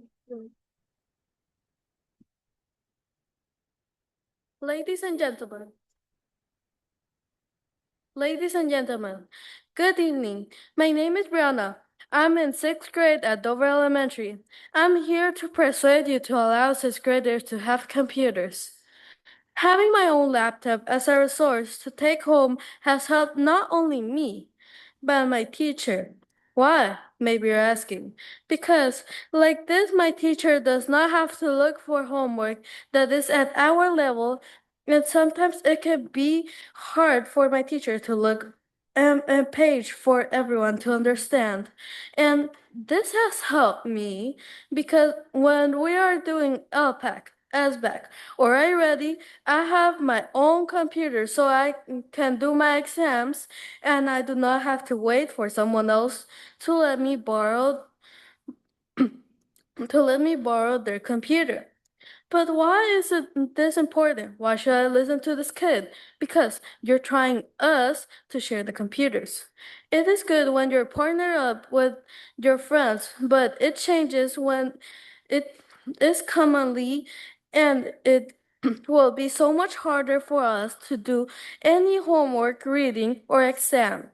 In conclusion, this is an unproductive plan because you're making students and teachers' lives harder. Before I leave, if this plan actually goes on, probably people will start a boycott until you guys do something. But it's not too late to change your opinion. Well, this was my speech. Thank you for listening and have a good day. Goodbye. Renata Elizalde Hernández.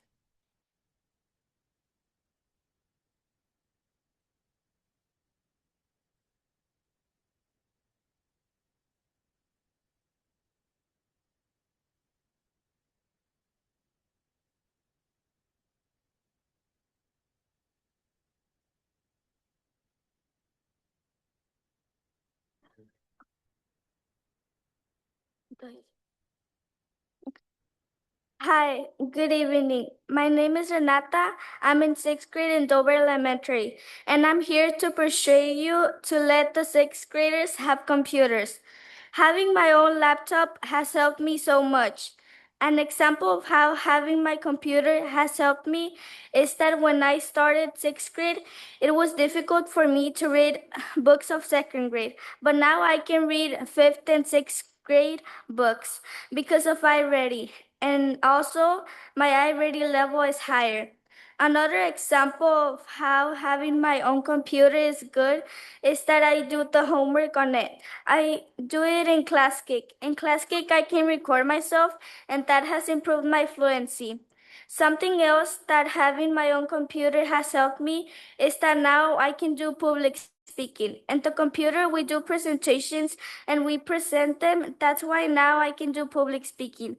We did presentations of Lunar New Year about ourselves, about how much we have improved in school, and about information or stories. And I also presented to lower grade classrooms, and without my own computer, this would be so hard. I'm having an example of one of the presentations. We did a food drive presentation to give the food to families that need it. But to do the presentations, we need to do them at home. So if we don't have our own computers and if we can't take them home, that's going to affect things that we can do. And that's it. Thanks for hearing my presentation. I hope you let sixth graders keep their computers. Marjorie Ramon.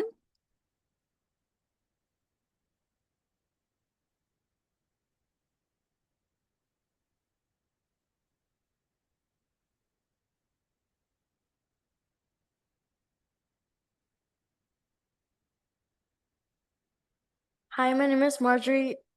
Hi, good afternoon. My name is Marjorie. I'm a sixth grader at Dover, and I'm here to persuade you guys to allow sixth graders to have computers. In my opinion, having my own laptop to take home to work and has helped me so much improving my studying. For example, when I got to Dover, I had a third grade reading level, and now I have sixth grade reading level and iReady. I was able to do this because I did iReady reading a lot in my house, and that helped me a lot. I also did ClassKick read words, and I also recorded myself for 1 minute, and that helped my teacher to see how I'm doing, and also so I can see how I'm doing as well. I feel like without the computers, that will be difficult because to get a sixth reading level because I wouldn't be able to do iReady or reworks, and that wouldn't help me improve my reading. And also having my computer at school is doing and also um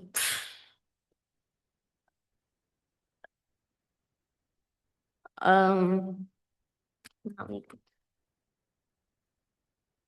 thank you.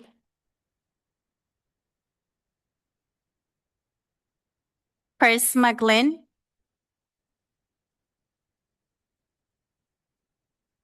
Chris McGlynn.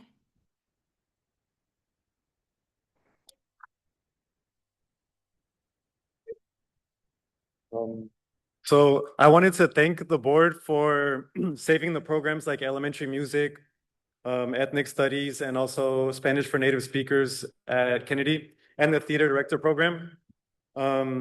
I'm really inspired by a lot of the youth, the high schoolers with the Y plan and stuff like that.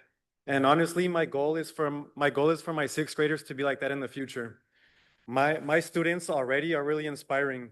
For example, 3 of these 4 students went to the state capitol and they spoke to legislators about 3 Senate bills, about ICE, about healthcare, and I forget what the third one was. They've won awards for the city of San Pablo. They've given presentations to lower grade classrooms, and all 4 of them are part of Dover Leaders, which is the student council at our elementary school. Now, these kids without their computers wouldn't have been able to do all these things. Also, all of my students right here either have a 5th grade or 6th grade reading level, when in the beginning of the school year, they had 3rd grade reading levels. So I'm here to speak to you today to convince you to at least let 6th graders have their computers. It makes sense for kindergarteners and other lower graders like 1st, 2nd, and 3rd not to have computers to take home, but 6th graders are middle schoolers in other school districts, And these sixth graders, they're really responsible and they can use this technology effectively. Of course, in the classroom, they're not on the computers all day. They're only on the computers to write their essays, to do research projects and other stuff like that, and to do their presentations. But we use our textbooks, we read books. Of course, we have PE and art. We don't use the computers all day, but it would be really detrimental if the computers were taken away from them.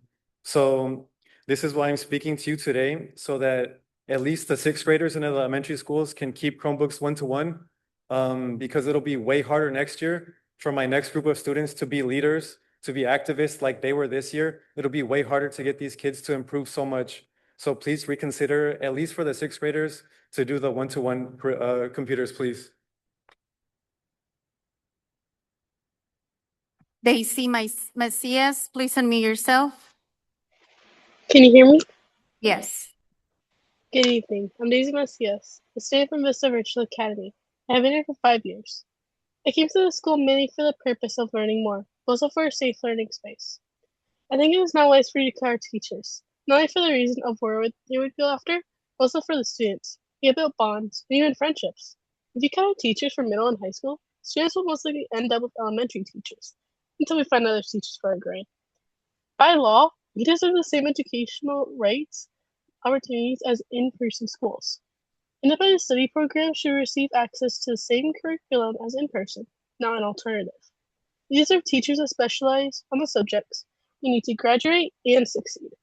Overall, I think it's not right for you to cut our teachers. Think about us. You're the future.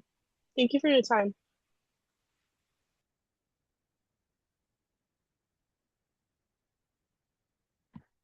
Canelo, please unmute yourself. Can you hear me? Yes. Good afternoon. I'm Canelo. I've been in Vista for 4.5 years. All of my other teachers in different schools didn't pay much attention. They don't care about us much. When I came to Vista, I got friends, and when I didn't know something, my teacher helped me understand it. If you cut our teachers, how are we going to learn? An elementary teacher won't be able to teach algebra. What are you trying to accomplish in cutting our teachers? What's the point? Our kids have bonds with their teachers, and if you break that bond, we will be heartbroken. If you cut our teachers, who is going to teach math? Mr. Lewis does that. Who will help us with Zern? Miss Link does her best to help us. Not only is she nice, but she's caring, smart, and always helps us. I never met Miss Cheng, but I've heard from other students that she's nice, she's a nice person, and does a great job teaching us. Those teachers chose to work here at Vista, and those are the teachers that we want. Thank you for listening.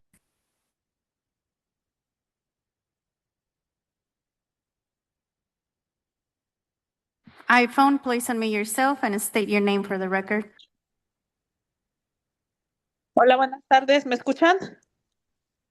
Sí, ¿podría decir su nombre? Hola, mi nombre es Elia. Yo soy una madre de varios estudiantes en la Escuela Verde K8. Hoy quiero que nuestra voz como padres sea escuchada. Los padres de Verde siempre hemos apoyado a la escuela porque queremos verla crecer y tener éxito. Nuestros estudiantes merecen oportunidades reales, apoyo académico y un ambiente donde puedan desarrollarse plenamente. Sin embargo, sentimos hoy en día que el distrito no está tomando en serio a nuestra comunidad. Este año no hemos visto programas sólidos y liderazgo que apoye verdaderamente el crecimiento académico y emocional de nuestros estudiantes.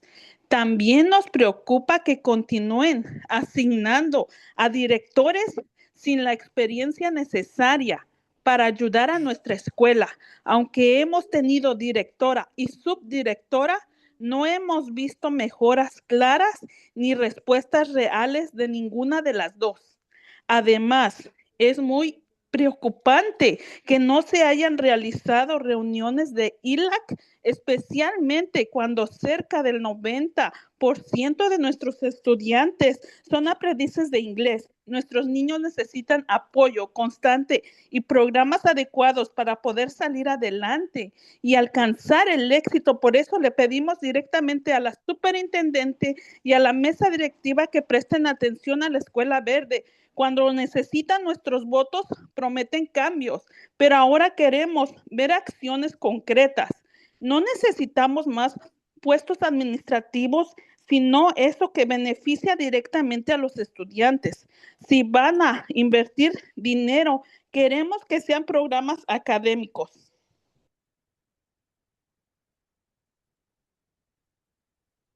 Sarah Menenix.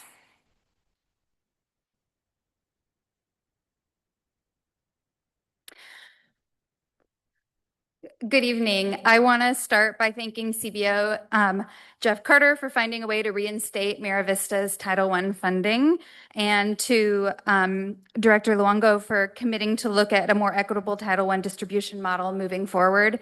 This is exactly the kind of responsiveness that we're here asking for tonight. I'm back to advocate again for two basic funding needs at Fairmont Elementary. The first, site supervision. I want to be specific about why cutting our yard supervision in half is a safety crisis at Fairmont in particular.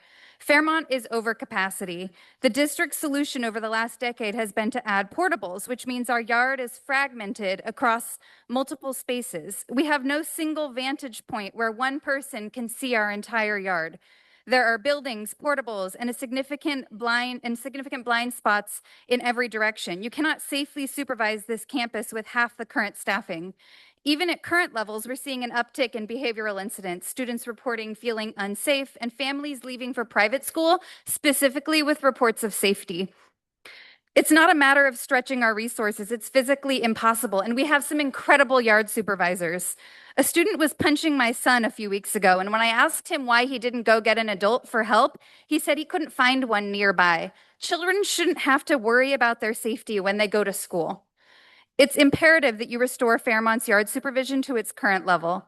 The second issue is pushing the cost of translation services for parent-teacher conferences and SST meetings onto individual school sites. This is a massive equity concern, essentially taxing high ELL schools with high linguistic diversity. At Fairmont, we have 38 languages spoken by the parents at our school. This is about a $10,000 a year cost. And with the site budget cuts, our SSC has asked the PTA to help cover it. So essentially, this means parents will be paying for their own translation services. We're asking the district to fund translation services centrally so that no school is penalized for that diversity. Lucas Menenix.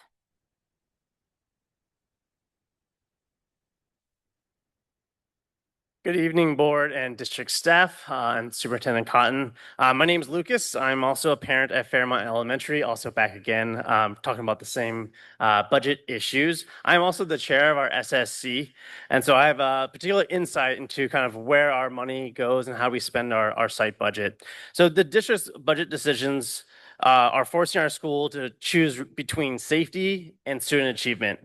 When you push the cost of yard supervision and translation services onto our site budget, you're not shifting funds around. You're pulling resources out of the interventions our highest needs students depend on to succeed. Our principal and our SSC, we've spent years working together, building a system of supports for our most at-risk students, and it's really working. Fairmont consistently performs in the top tier on student growth metrics across all of our different demographics. Spending our limited site funds on basic safety and legally required family engagement directly cuts into the academic supports that are producing those results. Every year in our surveys, our families tell us they want more counseling, more intervention access. And our SSC, we're really trying to listen to our community. Instead, we're being forced to choose between safety and academics. That should not be the trade-off that we have to be making. Our SPSA is very ambitious. We have really high targets, and we're relentlessly focused on student achievement. Let us execute that plan. Cover yard supervision and translation services at the district level where the responsibility belongs. Thank you. Jen Douglas.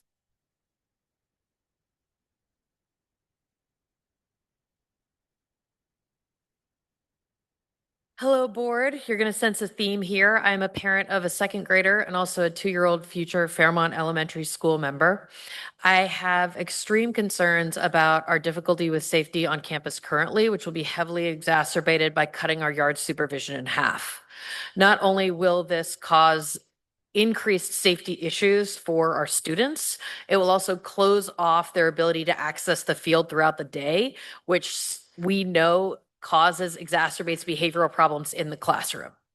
So there's sort of this perfect storm where our hands are tied, where we're needing to use PTA raised funds in order to manage safety at the school, and therefore losing resources for reading, remediation, counseling, et cetera, that our most vulnerable children need. And then they're unable to go out, be kids, make friends, blow off steam that allows them to sit and learn effectively in the classroom.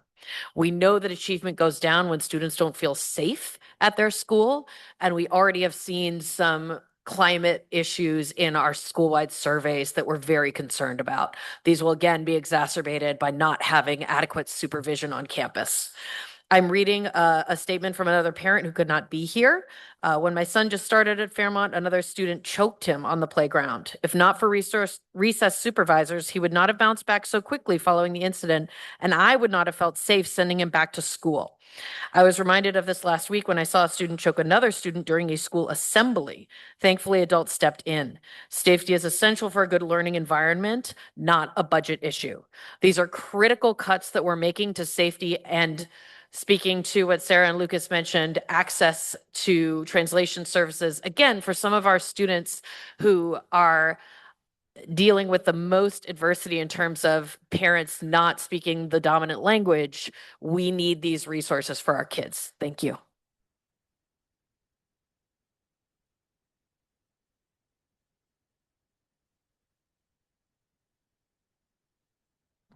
So we have reached the 1 hour on our clock. We will now be moving on to 1 minute.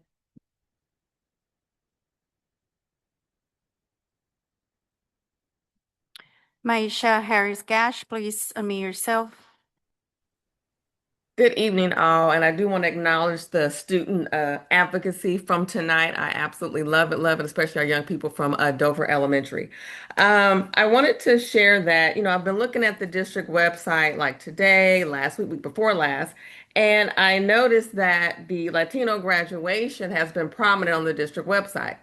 Yet I've been looking for the Black graduation announcement on the district website. So I don't know, is it an equity issue and representation or whatnot? Because then that leads me to thinking about belonging. Do our Black students belong? Do they feel like they belong? Do our Black families feel like they belong? Do your Black staff, and I will speak for myself, do I feel like I belong? Now, one thing I know about me is that any room that I walk into, I belong in that room. However, everybody's not me. So do our Black students matter? Do they belong? If so, then we need to see that representation equitably spread around the district website and other spaces here in the district. So everybody have a wonderfully blessed evening.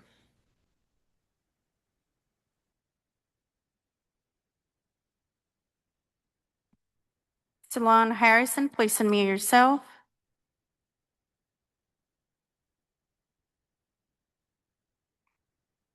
Salon Harrison. Can you hear me? Yes. Yeah, good evening.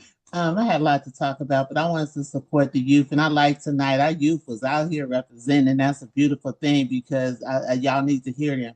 But about that vaping, that's true. That's real. I had 3 kids I put through Helms, and that is real. Y'all really need to do that because there is nothing that supports our youth in knowing the danger. And I had my daughter do a written report on one when I found the vaping pen on her, and she didn't know the dangers of vaping. So the kids just do it under peer pressure. So I need you all, if y'all don't listen to these kids, y'all need to come up for something that's preventive on our campuses to support, instead of our principals suspending the kids for having drug paraphernalia on them. This could be a health crisis where these children are substance abusing for mental health, being bullied, and all type of things. I'm a mom of 8 kids, a grandmother of 22, and I feel y'all should, support the youth in that program. I'm complete.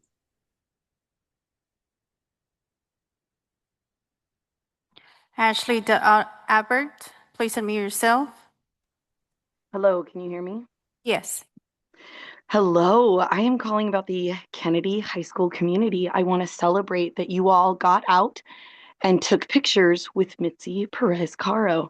I want you to understand that the actions that you took this school year and the lack of accountability for the actions of our administration at Kennedy High School has led to the pushing out of somebody as incredible and powerful and connected to our students' lives as Mitzi Perez Caro while they are carrying their firstborn.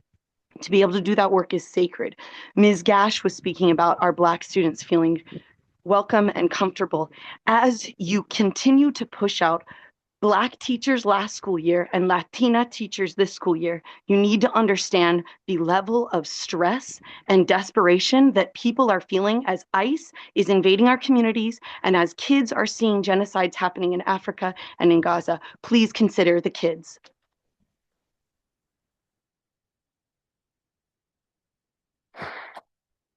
Marie Anayam.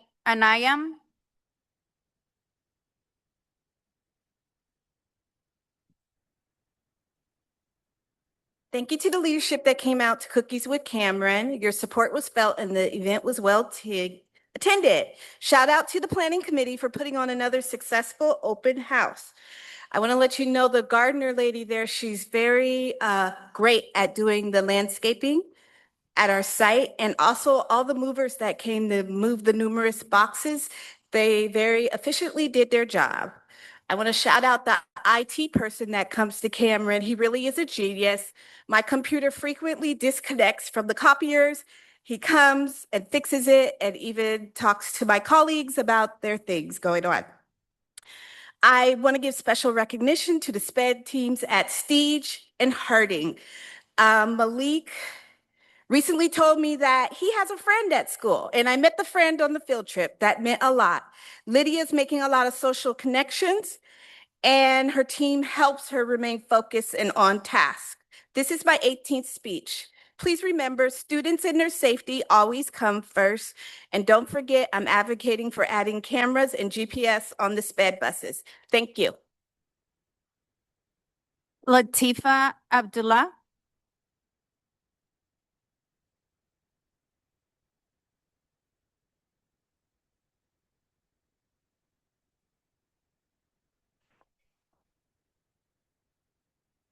Good evening. I came to support the young people, the D-Rock group and the Rocket group. I wanted to say that I think we need to consider a well-rounded approach to, so they have the academic learning. And I think, you know, the portion of adding the alcohol prevention, the alcohol education, and, you know, I think it's very real. I think, you know, we can say that parents are the first teacher, but I think the community has a responsibility. And I know for myself, I've lost a person I grew up with to alcohol, and also a relative to alcohol. They were very young. And so if you consider the prevention and start early, I think that coupled with the mental health and wellness that they talked about, I think it would go a long way if we start early. Jackie Avendaño. Jackie Avendaño. Christian Vigil, please unmute yourself.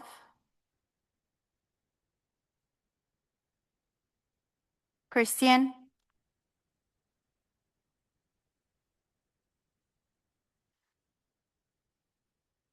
Nick Crescenzi, please unmute yourself.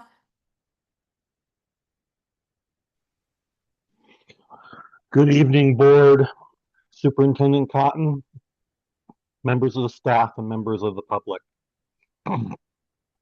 I would urge the board to continue to do their board reports and give feedback and insight to their thought process and what they are seeing when they go out into the community, what they are hearing, and give that knowledge to the public.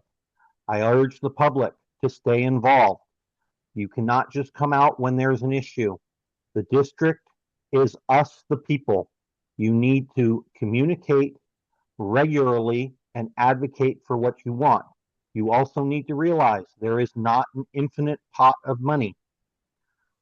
Many programs are great programs, but they need to be funded. The only way you can do that is with money. There will be a parcel tax that is going to be put on the up for the voters to vote on. Vote yes, we should increase it.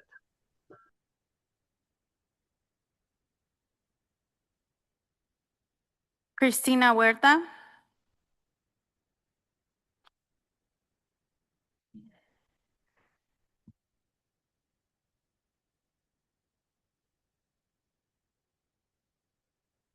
Cristina Huerta, Kennedy High School. First off, we are here to give thanks to the trustees who came to Kennedy and checked in with us, and most importantly, checked in with our students about what they needed. We appreciate that you heard us and that you are voting in order to make sure that FTE is restored for our kids. On top of that, I also want to point out that with the new FTE, there is a chance for us to maintain our 8-period schedule. We've discussed it in ILT. Thank you, Mr. Fleischman. Thank you, Mr. Luongo, for coming and supporting us with that. As reps, as UTR reps, we have submitted the documentation earlier this week, so we ask that it please be considered now that we have additional FTE to cover that. And most importantly, I'm here to talk about Ms. Hernandez, a wonderful educator at Kennedy High School who has been there since she was student teaching and is able to take positions like a WAS coordinator or athletic director. Zach Porter.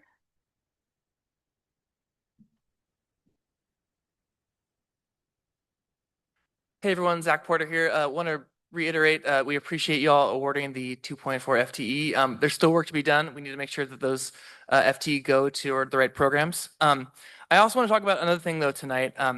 We have our ELD program here at Kennedy, and we're a little concerned about the next year. Basically, you may not know this, but we have over 200 students who have not reclassified at Kennedy. It's a very small high school. We had 5 this year, I believe. And so we really need a more robust language development program here.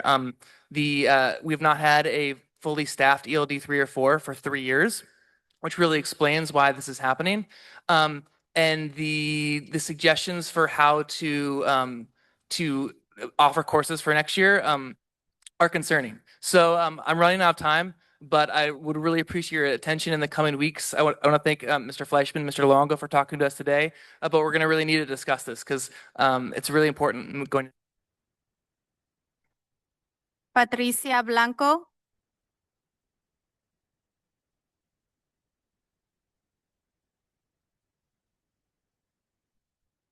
Good evening, board. My name is Patricia Blanco, Spanish teacher in Kennedy High School. I'm here to speak on behalf of an intelligent, passionate teacher that is Miss Nayeli Hernandez. She has done a great job in Kennedy High School. He wants to continue. We have the FTE to keep her. We need her. She's great for the community and the students. Also, thank you for supporting us, the trustees, when you speak to the students and to us. Thank you. I hope you will continue doing something like action, not just words, and we will appreciate it.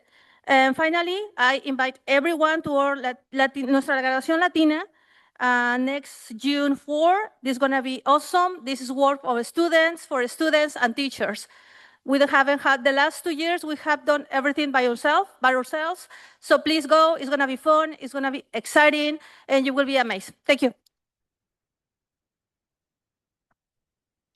Jean Kitchener, please send me yourself. Hello, my cat ran across my keyboard and turned off my hands, and I have 1 minute, so I'm going to talk quickly because I'm going to be asleep by the time you get to computers. For the cows, Mark down at math has told at least our school that when you have a combo class, the kids not in one grade level that you're teaching math need to be on a computer doing computer-based math. Well, and then you switch and the other class goes on a computer. That can't happen with a 4-to-1 computer assignment. Perhaps combo classes need more than that in their cows. Number two, we've had kids in our school and other schools that have destroyed 3, 4, 5 computers. It's not, I don't feel the kids should suffer because the district chose not to charge them $300 for all these computers and kept giving them more computers. That's ridiculous. Three, I remember seeing a picture way before you guys posted it from one of the tech IT people about walls of computers that need to be fixed. Maybe start a program through the high school where you teach them how to do basic IT and they can learn and help you guys fix them.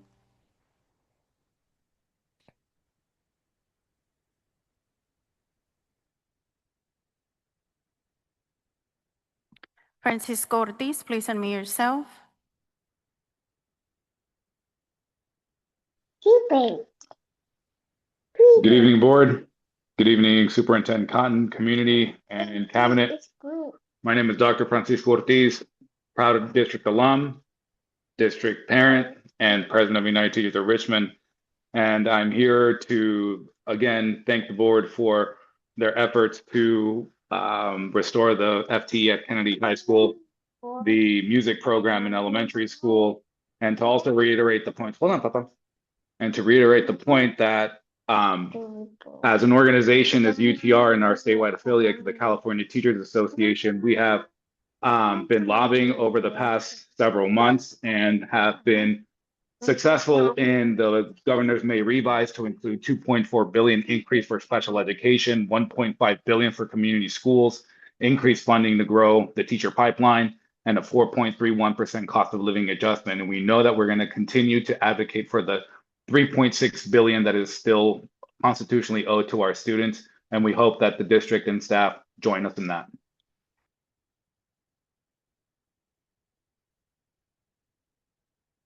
Mark, please unmute yourself. Good evening, board and Superintendent Cotton. Mark Mitchell, United Teachers of Richmond. I want to jump on the comments by our president, Dr. Francisco Ortiz. There's more money than ever coming in the 26-27 school year, more money than our district has ever received in the history of our district to teach fewer students than in the history of our district with fewer staff people working in our district.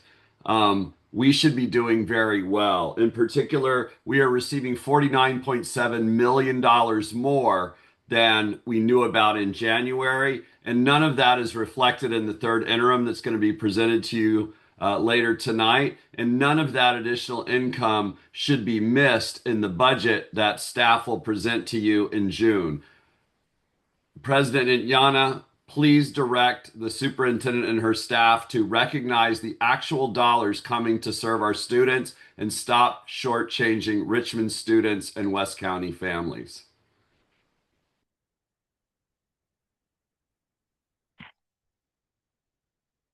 Kumi Jananhihara.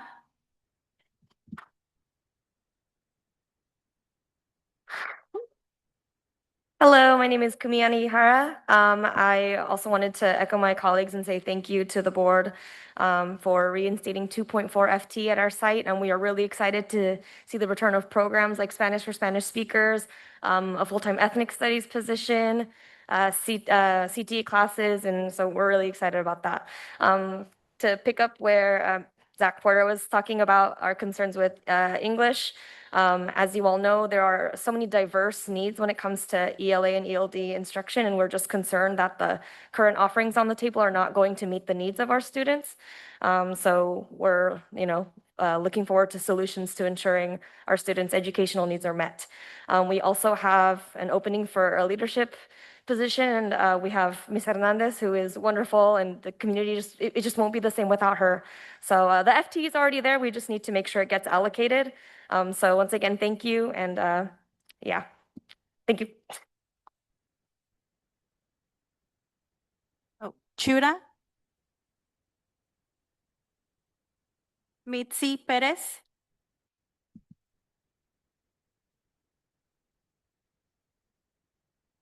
Hello, y'all. My name is Mitzi Perez Caro. I'm a second generation WCC USD alum, an advocate for students for 15 years, and a 9th year career technical education teacher at Kennedy. I also want to echo my colleagues in saying thank you. Today and yesterday, I shared with students that FTE allocations were fully allocated to ITA specifically, and they were so emotional and then clapped, which I've never seen before, which is great.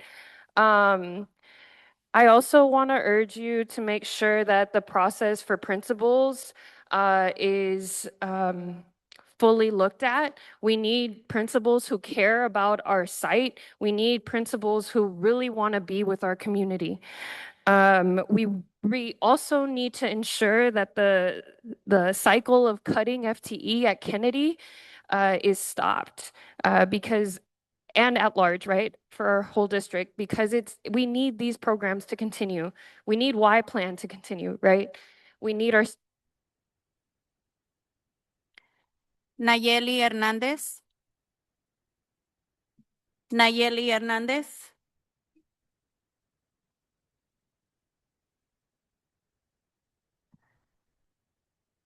Erin Calentine, please unmute yourself. Good evening, board. I hope that you heard from the VISTA students and families who spoke tonight. And on behalf of the 340 odd students who are doing independent study, I wish to remind the board that our district just lost a lawsuit when they claimed that they could not provide highly qualified teachers to all of their students. I hope very much that it is not going to become board policy or district policy that independent study students deserve anything less than highly qualified teachers. And to that end, I'd like to quote some of the ed code.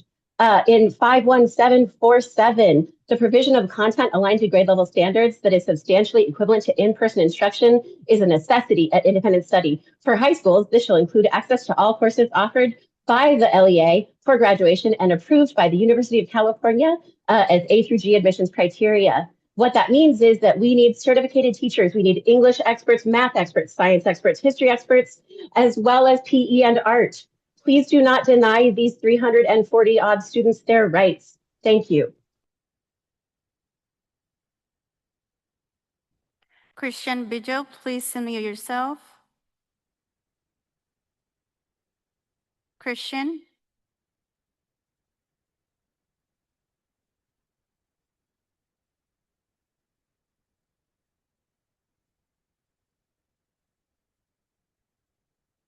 Nayeli Hernandez, please unmute yourself. Hi, thank you. My name is Nayeli Hernandez, and I am currently a social studies and leadership teacher at Kennedy High School. First, I want to sincerely thank you for supporting our school community at the last board meeting and for allocating additional FTEs to our site. With that said, I want to urge management and the board to continue finalizing and allocating any remaining 0.2 and 0.4 FTEs to teachers who are committed at staying at Kennedy, including myself. I usually try to keep my personal needs outside of the conversation because my students always come first. However, I strongly believe that when we have teachers who are passionate, dedicated, and deeply invested in our students and school community, we should do everything in our power to retain them at such sites. Stability matters, relationship matters, consistency matters for our students. Lastly, I want to emphasize that important decisions impacting our school need to be made sooner rather than later to ensure a smooth start to the upcoming school year. One of those decisions is finalizing whether Kennedy High School will move forward with an 8th period schedule. Thank you.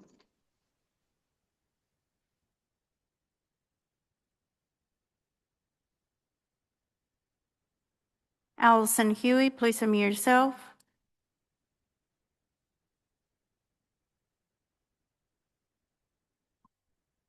Allison Huey. Hi, everyone. Please pull C11 from the consent agenda for public discussion. You heard students and families tonight begging for you to keep teachers and programs. How can we possibly be considering adding more special advisors? If additional special advisors and executive support positions are continually required to carry out the superintendent's responsibilities, then the public deserves an honest conversation about whether district leadership is appropriately structured and whether taxpayer resources are being used effectively. That conversation belongs in public view, not buried in the consent calendar. Thank you.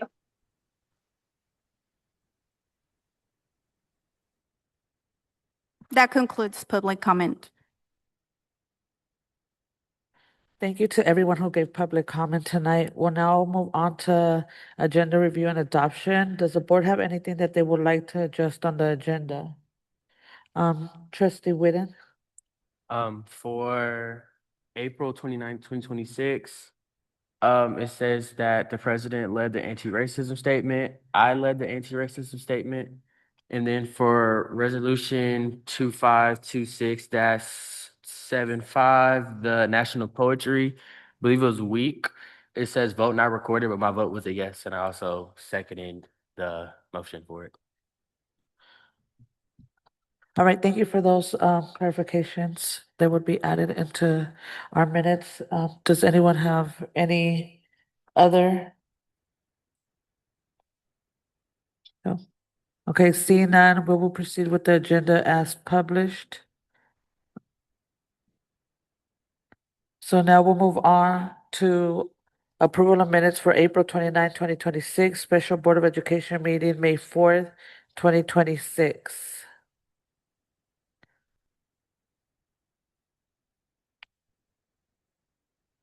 President, I move that we approve both sets of minutes with the changes from Trustee Whitten. Do I have a second? I'll second. Okay, moved by Trustee Gonzalez Hoy, seconded by Trustee Reckler. I'm moving on to the vote. Trustee Han, Yes. Trustee Whitten, Yes. Trustee Reckler, Yes. Trustee Smith Folds, Smith Folds, yes. Trustee Gonzalez Hoy, Yes. Trustee Hernandez, Yes. Trustee Llanos, a yes. And now we'll move on to item 12, resolution number 2526-90, National Speech Language Hearing Month and National Speech Language Pathologist Day 2026. Thank you, President Yana. Now therefore be it resolved that the Board of Education hereby recognizes May 2026 as National Speech Language Hearing Month and May 18th, 2026 as National Speech Language Pathologist Day, and recognizes their special contributions to students and families. And be it further resolved that the West Contra Costa Unified School District Board of Education recognizes the shortage of such professionals, and be it further resolved that the West Contra Costa Unified Board of Education expresses its sincere appreciation and gratitude to all speech-language pathologists, speech-language pathology assistants, audiologists, and related professionals for their dedication, expertise, advocacy, and commitment to improving communication, educational success, and quality of life for all students and families. Okay, do we have a motion? President, I move resolution number 2526-90, National Speech Language Hearing Month and National Speech Language Pathology Day, May 18, 2026. And do we have a second? I'll second. So item 12, moved by Gonzalez Hoy, seconded by Trustee Reckler. Moving on to the vote, Trustee Hung, Yes. Trustee Whitten, Yes. Trustee Reckler, Reckler, yes. Trustee Smith Folds, Smith Folds, yes. Trustee Gonzalez Hoy, Yes. Trustee Hernandez, Yes. and Trustee Llanos, a yes. Moving now on to our consent items. We are up to consent items. Does any board member wish to pull any items from the consent for discussion later in the evening? Yes. I would like to pull item C11, the new job description, for the confidential coordinator for the superintendent. Okay, item C11 has been pulled. Any additional? See none, we will accept the rest of the consent items. Moving on now to Superintendent Communication, Superintendent Cardinal, this is your item.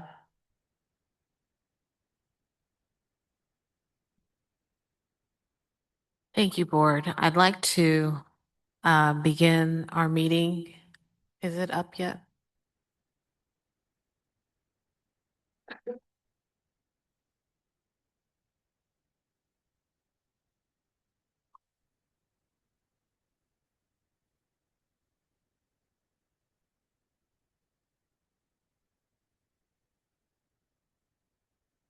She should have shared it with you. Are you able to share it with to Rosa's computer, please?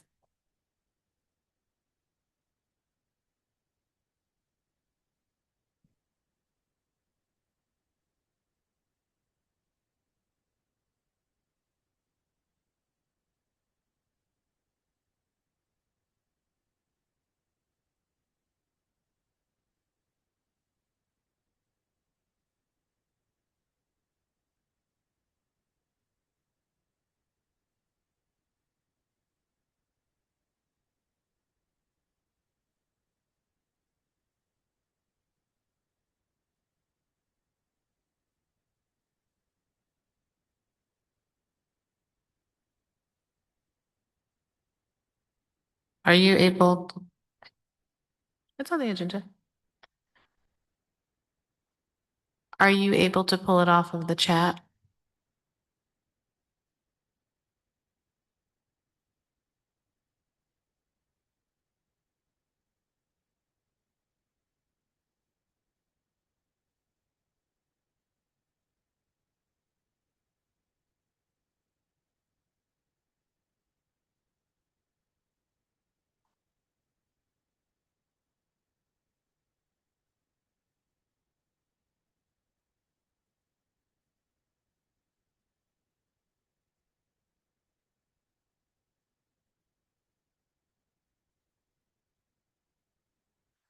Liz, are you able to share screen? Why don't we do that? Thank you.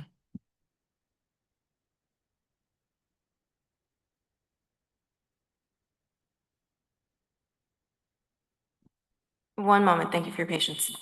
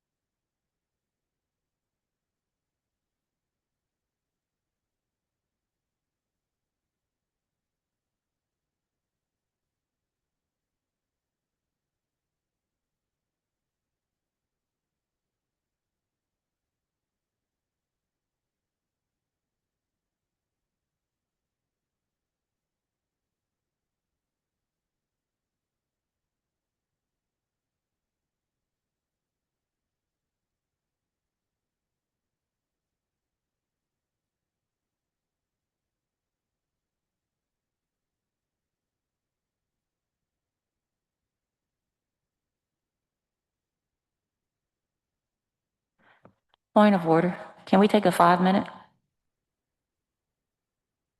Yes, let's take a 5-minute break. Thank you.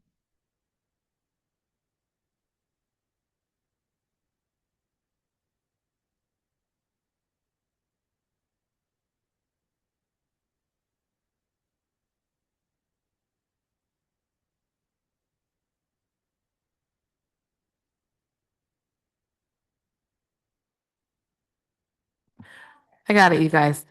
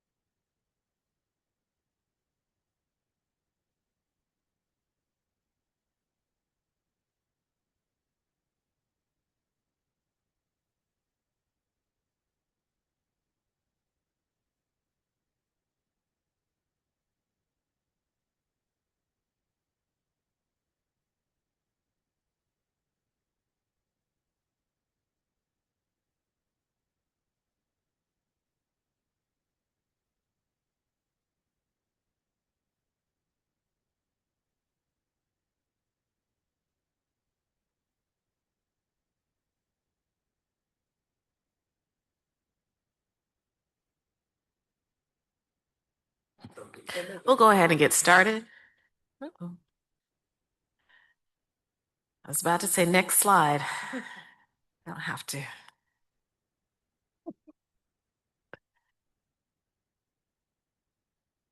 Uh-oh. I want to start our superintendent communication with just a moment of silence.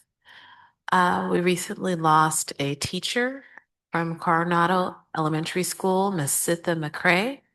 She devoted 32 years of service to the West Contra Costa Unified School District as an educator across multiple schools, including Lavanya Dijon Middle School and Coronado Elementary School. Our hearts are with Coronado Elementary community and Miss McCrae's family at this very challenging time. Please join me in a moment of silence.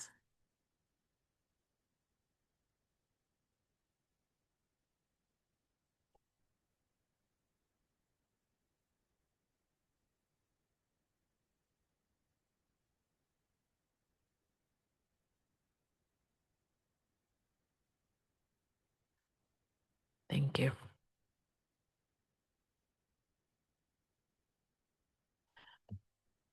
We started this year with a 100-day plan, and I have not gone back to that plan. I just wanted to do a revisit really quickly. Day 1 through 30 was really interesting. And I would say day 31 through 100 plus has been even more this year. Our first 30 days, we launched our listening tour. We did a number of, or I did a number of high visibility school visits. We have pushed our attendance advocacy, both with our attendance campaign as well as our attendance recovery plan. We went out into the community to talk about fiscal transparency and our stabilization plan and worked through union and workforce relations. That ended in an interesting way, but definitely had an opportunity to begin conversation and begin building relationships. Uh-oh.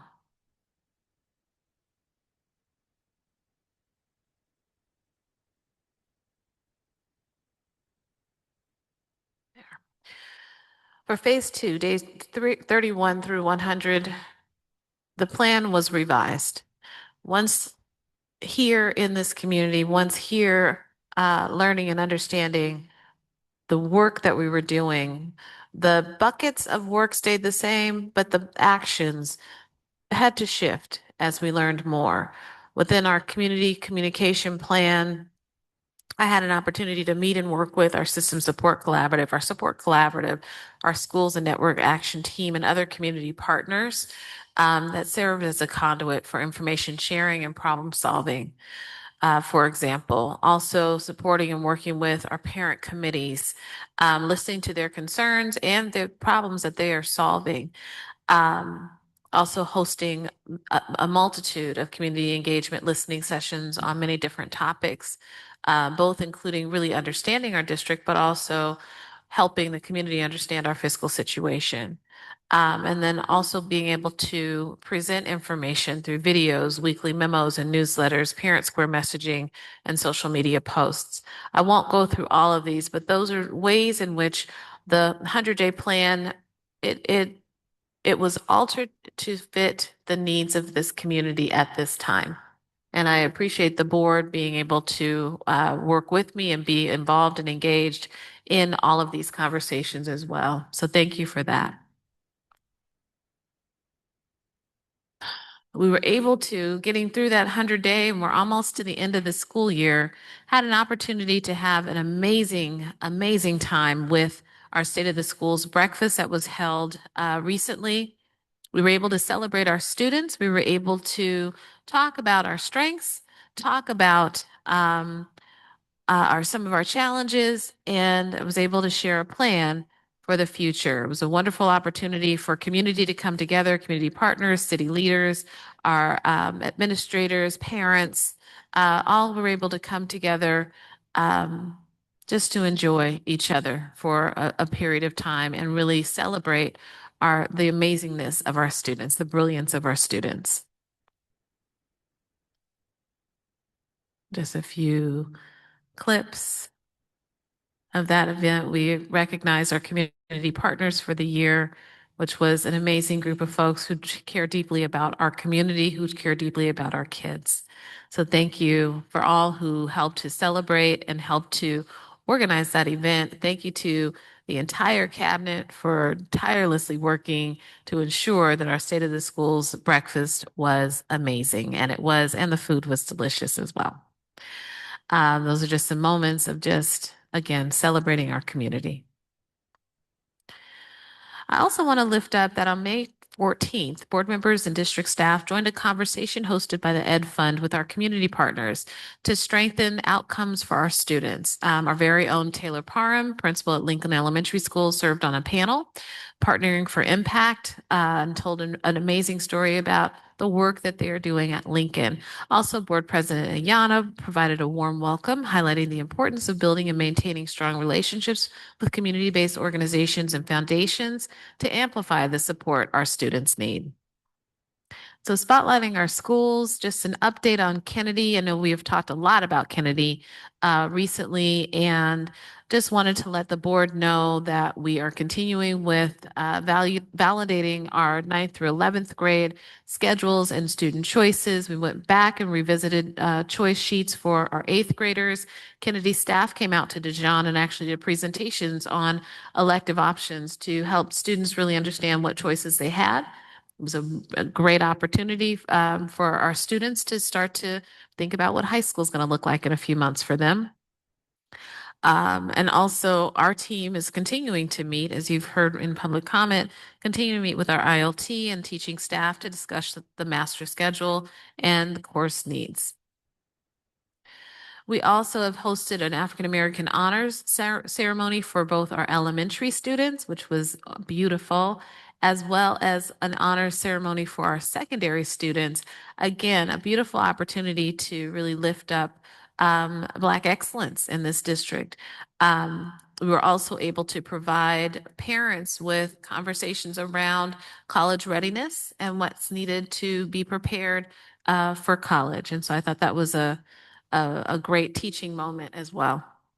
In addition, we hosted our reclassification ceremony at Helms Middle School. All of our students came out. It was a wonderful celebration of multilingualism within our district, celebrating our multiculturalism across our district as well. And so thank you to all the Isaú Orozco and his team, Catherine Acosta-Verpraskis, who supports that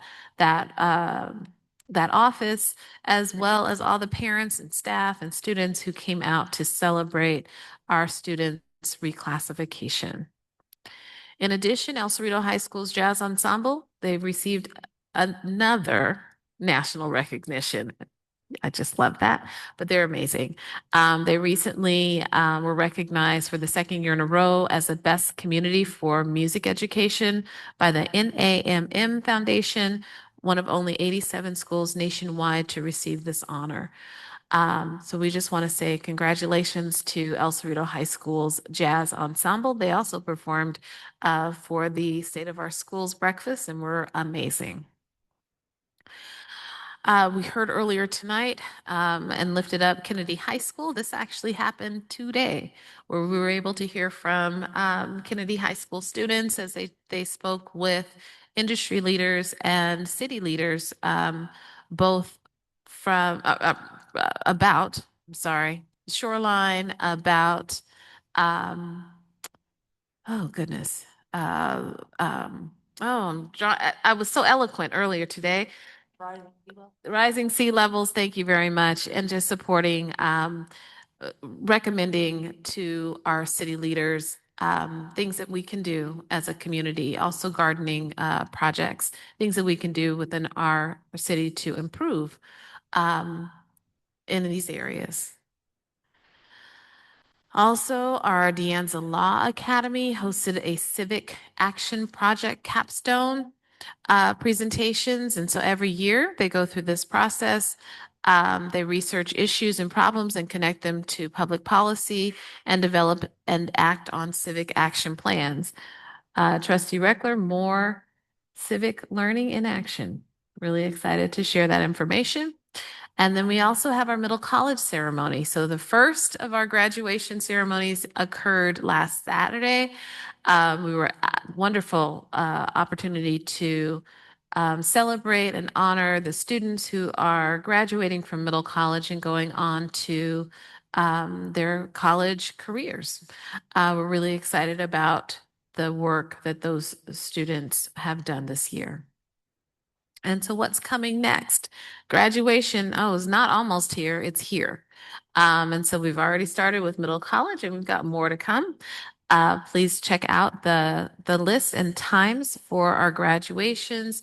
Make sure you have your tickets though, coming to our graduation ceremonies. In addition, we are letting the celebrations begin or continue first with Black graduation happening on May 18th from 6 o'clock to 8 p.m. May 18th.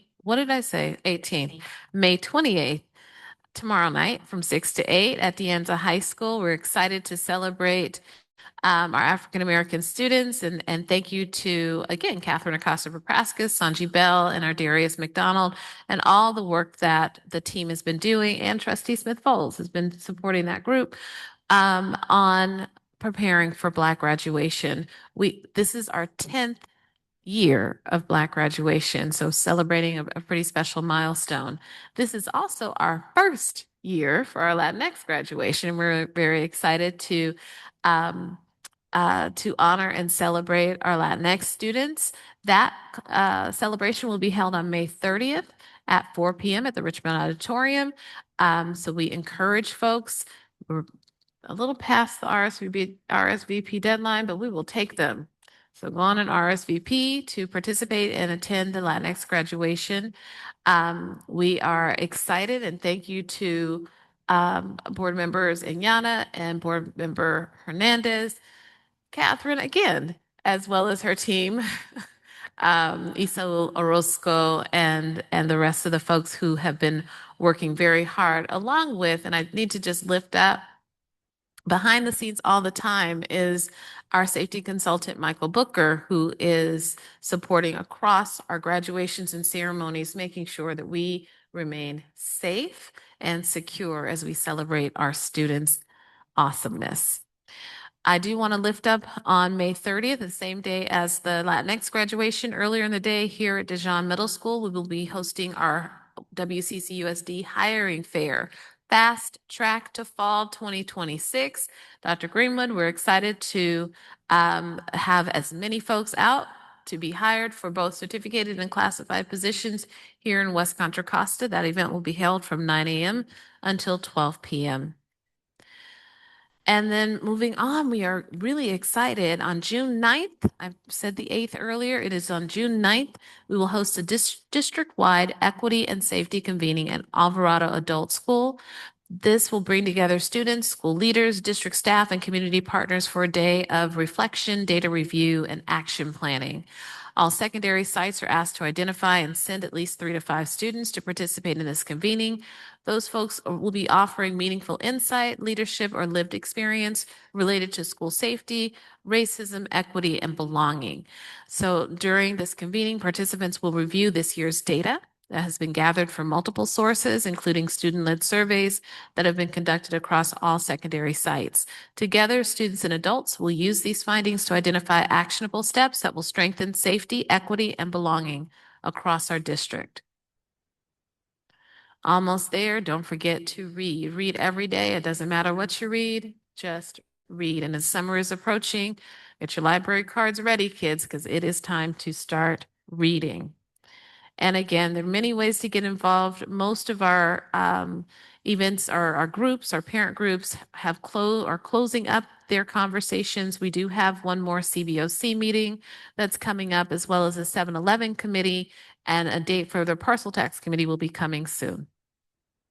With that, I'm complete. Thank you, everyone. Any questions? Trustee Smith-Fold? Do you think that it's possible if we would have Director Fleischman tell us about the dance that's happening on May 30th? Oh my goodness. Dr. Fleischman, we've got something really fun happening on May 30th. Please tell us all about it. Yes, thank you, Trustee Smith Folds. We are having our 4th annual district-wide ESN prom on the 30th. Really, really excited to be able to have this event happen again, which great example of just organic developments within our district. This started actually 5 years ago. The parents of one of our high schools put together a small event for the ESN students at that particular school. And then it germinated very quickly the following year to a district-wide event. I want to be very, very clear that all of the students are welcome and invited to attend their proms at their high schools, their traditional proms. And this is something that we put on in addition to that, that is able to take into consideration some of the things that are important. And, you know, we have a sensory room, big, huge shout out to our OT department. Every year they put on a most incredible sensory room for students to take breaks when they want to. Food services does a great job. And I'm going to forget some folks because I wasn't prepared for anything, but it's a cool event. Stop by if you can, board members and cabinet. If you haven't been to it before, please stop by. It's a lot of fun. It is on the 30th at Hercules High School. 6 to 8. 6 to 8, thank you. So following the Latinx grad- graduation. That's right. Excellent. Thank you. Any other questions? Thank you very much, board. Thank you for your presentation, Superintendent Cotton. We'll now move on to our action items. And first item is the third interim for the 2025-26 school year.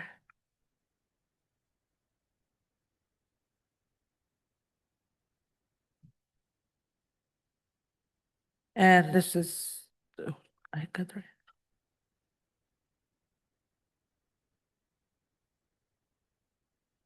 This item is for Jeff Carter. I think it's coming up right now. All right. Good evening, board. Thank you. Tonight, I'm here to present the third interim financial report for 25-26. My name is Jeff Carter, Interim Associate Superintendent of Business Services. Next slide, please. So the third interim, we're here in May on the financial cycle. This is the third interim financial report as of April 30th, 2026 data. This is to update the district financials and review our latest projections of revenue and expenditures for the year. This is a report that is required from districts that had a qualified or negative second interim. And so since we were qualified at second interim, we are required to give an update, an official update as third interim for the end of this year. Next slide. So the third interim process, we're comparing revenue and expenditures from the second interim, which was January 31st data, to the third interim, which is April 30th data. We're going to review all the financial resources and department budgets to ensure we can meet our financial obligations through the end of this fiscal year. This examines and adjusts revenues and expenditures. And then I just want to kind of give context. So what the third interim is and what it isn't. So again, it's looking at updating the financials for the estimated ending of this fiscal year and comparing changes from second interim to third interim. What it's not incorporating changes or outlooks or projections from the governor's May revise. So this is data as of April 30th, which is prior to the May revise coming out. This is an update to 25-26 outlooks with data as of April 30th. So next week, we'll be presenting the proposed budget, which will have the 26-27 projections included. Next slide, please. So the changes since second interim, we've seen some additional revenue for some prior year adjustments, some increased interest earnings projections, and then increased transportation revenue. What is incorporated into this third interim that hadn't happened yet as of January 31st is the 5% salary retroactively applied back to 7/1/25 from the tentative agreement, and then the docked pays from the work stoppage in December 2025. We have a slight increase in enrollment and ADA projections since January. Those estimations have come up slightly. An increased COLA to 2.87% in 26-27 and 3.3% in 27-28. and then less indirect costs from restricted programs and a decrease in our Fund 17 transfer. Next slide. Here you can see the revenue comparisons from second interim to third interim. You can see our ADA increasing by about 120 and our funded ADA increasing by about 28 for 25-26. Slight adjustments to the unduplicated percentage, and then those translate to the revenue changes to our LCFF funding. Next slide. So the unrestricted revenue changes, here you can see comparing second interim to third interim and the increases in LCFF, other state revenue, and other local revenue. The LCFF increases are due to a prior year ADA revision and EPA adjustment. The other state and local revenue has increased for prior year transportation reimbursements and interest estimations based on our cash levels. Next slide. Restricted revenue changes. This is a time of year where we decrease our expenditures and looking at how much we think we're going to spend throughout the rest of this year to June 30th. Based on that, a lot of restricted revenues are reimbursements. And so it's based on how much you're going to spend is how much you're going to receive back. And so by decreasing the expenditures at the end of the year, looking at what our outlook looks like for the final 2 months, that means our revenue is also decreasing to match that. And so those funds will carry over into 26-27 to be spent. Next slide. So when you combine the unrestricted and restricted revenue changes, you can see the total revenue is about 158,000 more than it was at second interim.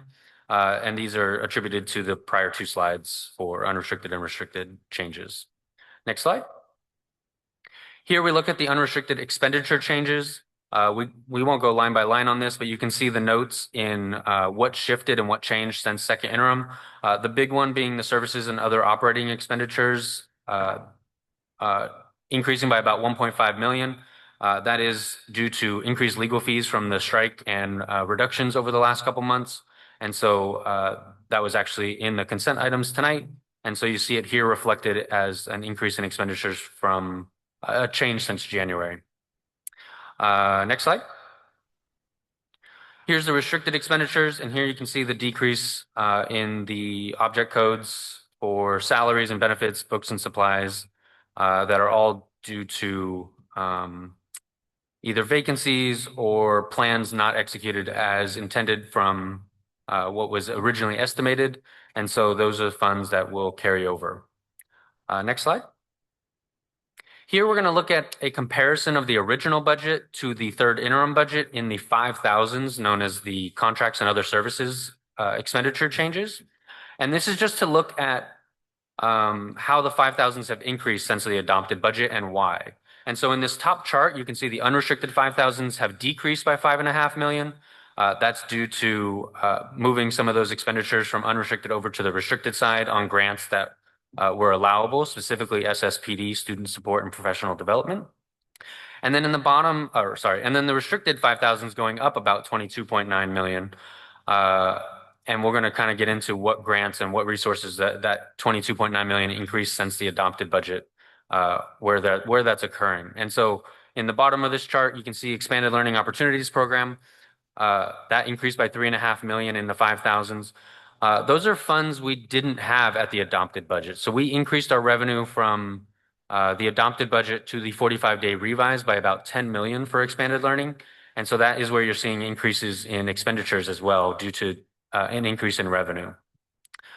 Similar for SSPD, teacher residency, and community schools. They're all funds that we didn't have necessarily allocated in the original budget, but then at the 45-day revise, we received additional dollars or carryover dollars that then got allocated by the sites to be used in their 5,000s as a choice. So same with Prop 28, those carryover funds get carried over in the 4,000s or for materials and supplies. And then as the sites change their plans, they can shift that down to the 5,000. So a lot of these expenditures either didn't exist or we didn't have the revenue for them. And then throughout the year, we got additional revenue or changes in expenditures, and you can see where those changes came from on the restricted side. Next slide. So considerations for the multi-year projection.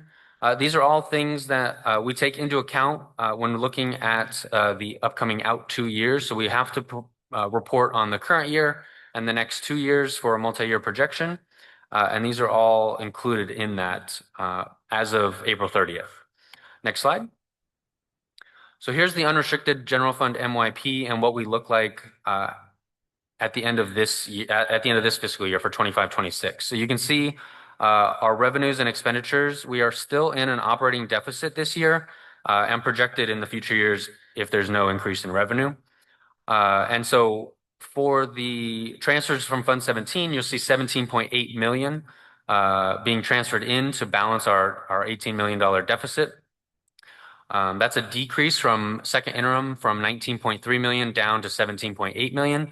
So due to the decrease in expenditures and an increase in revenue in this year, 25-26, we are slightly improving our contribution needed from Fund 17, which will extend it out a little bit, right? So at second interim, we had nothing left in Fund 17 as of the end of 26-27.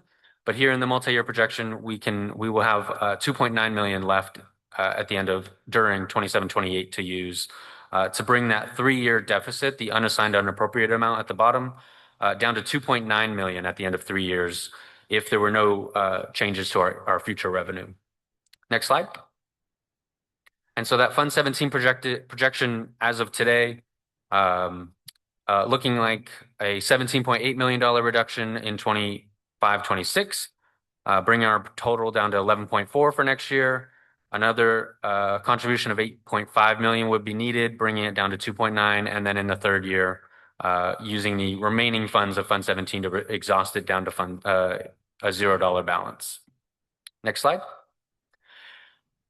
And so we don't, for third interim, we don't certify a qualification, either qualified, negative, or positive. Had we been under these current assumptions, we would be able to meet our 3% required reserve in 25-26 with a contribution from Fund 17 and leaving the expenditures in Fund 71 based on the fiscal solvency plan. Same thing in 26-27. And then in 27-28, we would not be able to meet that 3% required reserve with Fund 17 being exhausted under current parameters. Next slide. And so I do want to talk about the Governor's May revise because it is something we will be speaking to next week on June 3rd at the proposed budget. And so I would be remiss to not include a topic of what was included and spoken to on the Governor's May revise. And so I just want to highlight some of the big changes. There is still a $10.1 billion amount going to the state's rainy day fund. 3.9 billion is still being maneuvered into a settle up account. That is decreased from 5.6 billion from the January governor's budget proposal. You see that COLA being increased from 2.41 to 2.87. And then a discretionary super COLA being added on to that for 1.44%, bringing the total COLA up to 4.31 in his proposed May revise. We are still pending state approval and legislation in June. And then with that super COLA, there is an additional expenditure being placed on districts for a 14-week pregnancy disability leave mandate. That would add some expenditures, but also add revenue to pay for that program. Special ed at current year is $917 per ADA funding. At the January proposal, the governor proposed $999 per ADA. And at the May revise announced a $1,340 per ADA, which would increase the SPED revenue pretty substantially for our district by about $9 to $10 million in revenue for special ed, which would decrease our contribution from the unrestricted general fund. Next, we have the Student Support Services Professional Development Discretionary Block Grant, SSPD. We received 7.2 million this year in 25-26, and that was all used to offset the operating deficit in 25-26. At the May revise, there's a new proposal for potentially up to $21 million of additional one-time funds for this grant. Learning Recovery Emergency Block Grant, there's a final one-time payment of 1.8 million coming to us. And then an announcement for community schools funding. They are expanding the funding towards that program, making it ongoing. And based on the new qualifications, we should have about 9 more schools qualifying under their new parameters.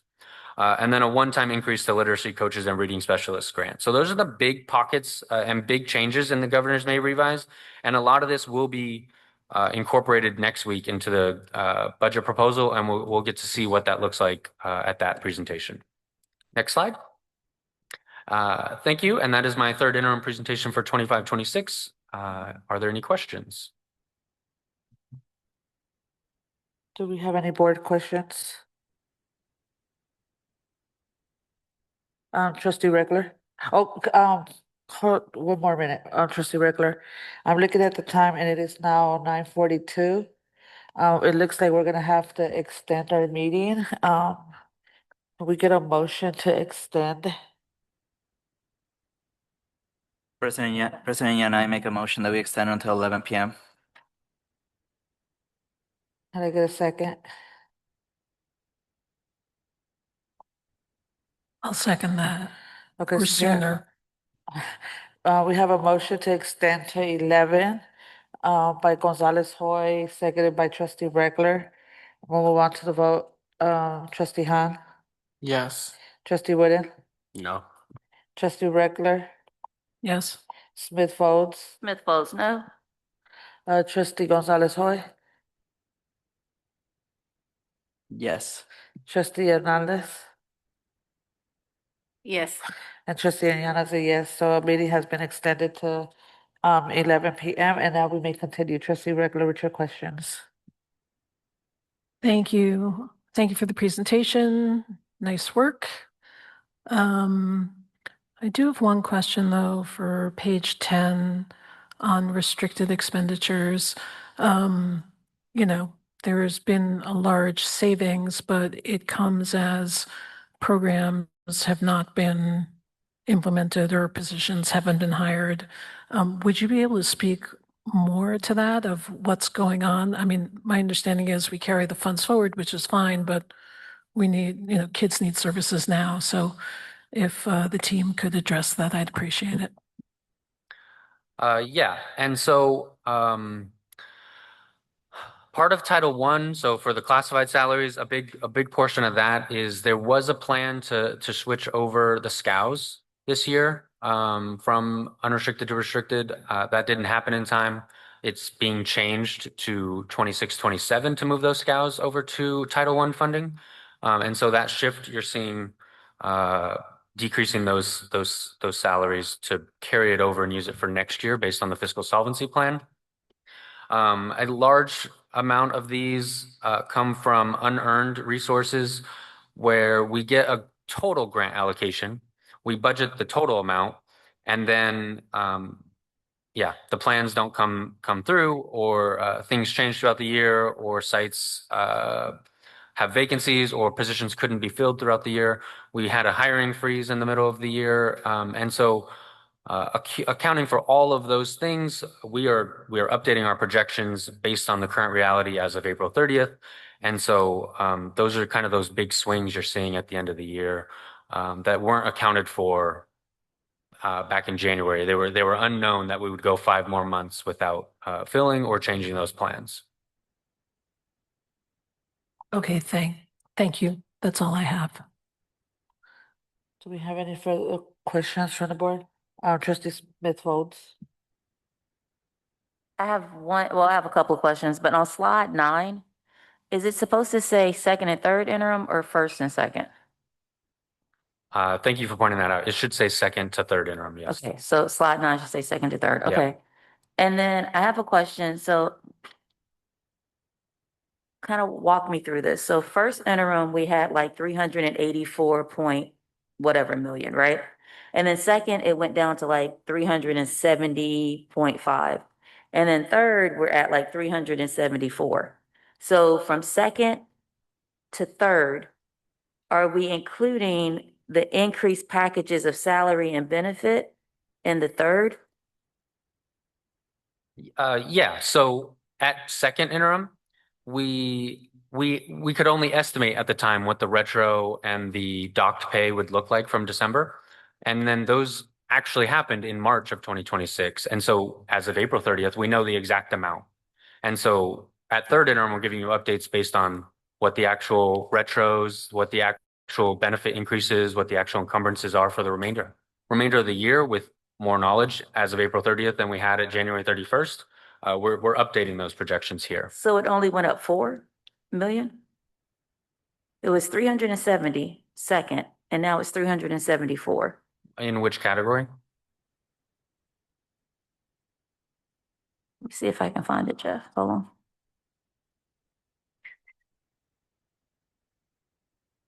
Where we had, where we had first interim when it said in the very beginning in first interim, we had 384.3 million.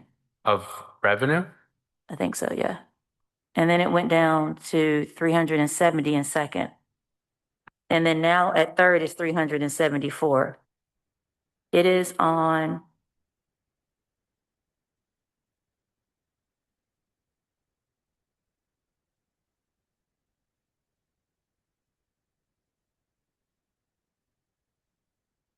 Let me try to find it. Maybe where it says unrestricted general fund, your unrestricted general fund. We were at 384. And then we went. Oh, we're talking about the MYP. Do you see where I'm looking at? Yeah. Okay. So what I guess I'm trying to figure out is how did we go from 370 in second to 374 in third? And how are we not adding more because we now have the multi-year projection of the package, and the package that includes our increases in salary and benefits? Is my question making sense or no? So you're saying the expenditures from second interim to third interim on the MYP. Let me pull up last.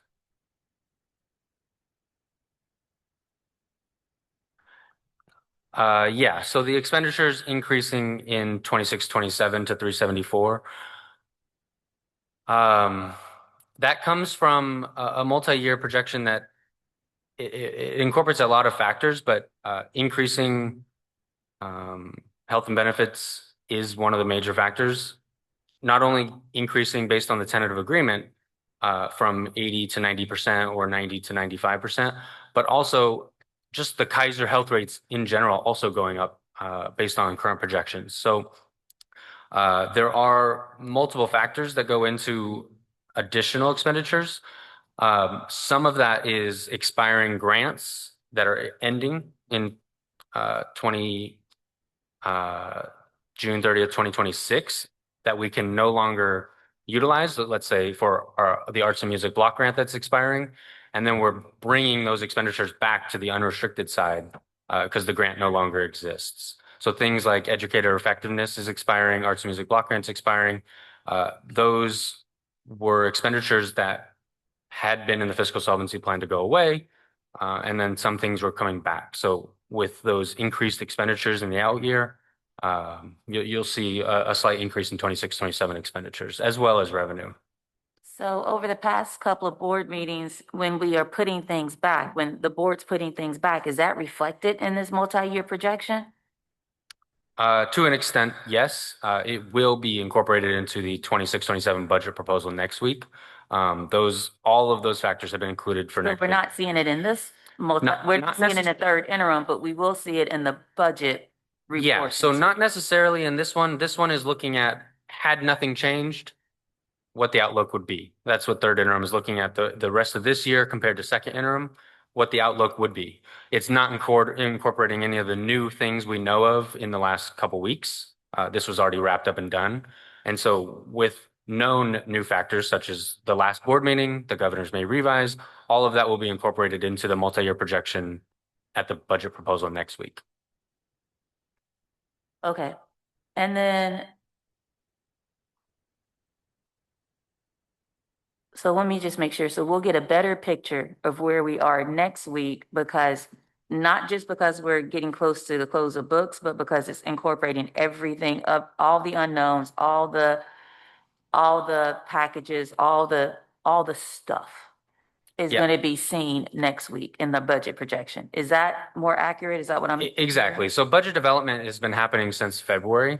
You know, it's a long process to go through every single account code and make a projection of where we think we will be 18 months from then. And so third interim doesn't necessarily have that same level of detail and scrutiny of looking at 26, 27 specifically, whereas the entire purpose of the proposed budget is to look at every single account code and where we will end up. So the MYP in the out years is an estimation and a projection based on what our expenditures are this year. But when we get to 26, 27 being the new year one, that level of detail has been combed through for 4 months now. And then on top of that, adding in the May revised information, 26, 27 will be a completely different outlook next week. Okay, and then you'll have 26, 27, then 27, 28 will be a little bit more vague because you're looking further away, and then 26, 27 will be detailed, 27, 28 a little more vague, 28, 29 because it's third year. more Correct. vague. It's a little further out. However, this time that new third year, which is as of today, currently year 4, we know things like Fund 71 have to come back. We know partial tax is expiring. We know certain grants are expiring. So there are still things we can estimate and project for 3 years out that will change those revenues and expenditures. And that's all looked at with a heavier tooth comb than the current third interim is looking at year 4 as of today. So next week Yeah.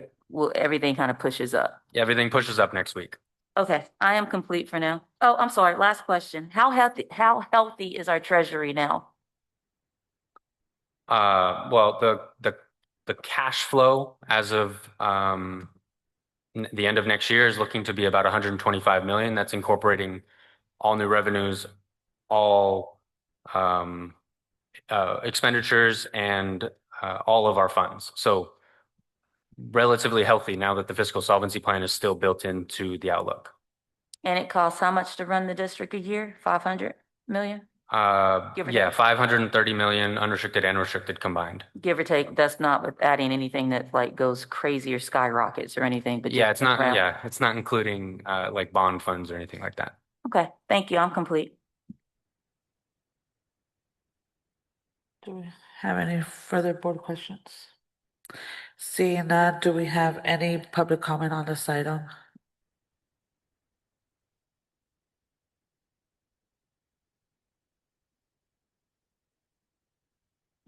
No public comment. Okay, do we have a motion? I'll go ahead and move that the board accepts the third interim for the 2025-2026 school year. Second. We have a motion by Regular, seconded by Trustee Gonzalez Hoy. Do we have any board comments? Okay, seeing none, we'll move to the vote. Trustee Han, Yes. Trustee Whitten, Yes. Trustee Regular, Yes. Trustee Smith Folds, Smith Folds, yes. Trustee Gonzalez Hoy, Yes. and Trustee Hernandez, Yes. and Trustee Yana is a yes. So now we'll move on to public hearing for special education local plan, Section B, special education annual service plan and special education annual budget plan, and that is Dr. Guthrie Fleischman. Thank you, President Inyana. Thank you, board members and superintendent, for the opportunity to present tonight. I will be presenting on our local plan for special education.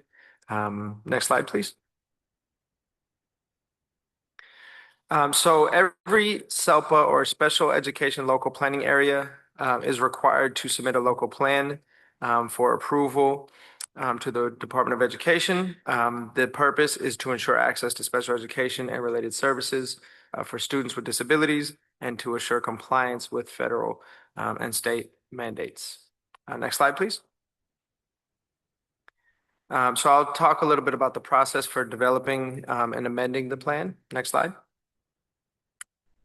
So this is like many things in public education, it's a living document that can be amended at any time, but it has to be updated on a regular cadence with committee representatives of special and general education teachers administrators selected by the groups they represent, as well as our Community Advisory Committee and other members of our special education community. It can be, like I said, amended at any time if that change is deemed necessary, or if there are any findings of noncompliance or a change in our membership governance or any element of the plan. We are a single district SELPA, so changing and SELPA membership is rare. This is more for multi-district SELPAs. The other time, and I'll talk about services, but the other time when there could be an amendment is if we have to change the service provision based on new students arriving or being identified with services that are needed. Next slide, please. The trailer bill language is here. The superintendent has to consult with the SELPA administrator, myself, to confirm the local plan, and LCAP are aligned. There's a template for the local plan that is used statewide. The county superintendent has to review and approve the local plan, which we have already secured her signature. We review it every 3 years, so this is the third year, so this is the larger review. And we need to post on ours and the county office website. Next slide, please. So the approval process, you are the governing board, so you are who we seek approval from for our local plan. We've also, like I said, we've secured a signature already from the county superintendent and the CAC chairperson. Once approved by the board, it is sent to the CDE for final approval. Next slide, please. Here's just a basic timeline of the process that we've gone through this school year in developing this local plan, starting in the fall, reviewing the previous local plan and reviewing the new template, determining who will serve on the local plan committee. As I mentioned earlier, it's a wide variety of membership. There's been 3 meetings thus far to initially look at the plan, to collect feedback, to review that feedback, and then to show the committee the final version of the plan before it went to the CAC for review. And now here we are on May 27th, seeking approval from the Board of Education. Next slide. These are the required elements. Next slide, please.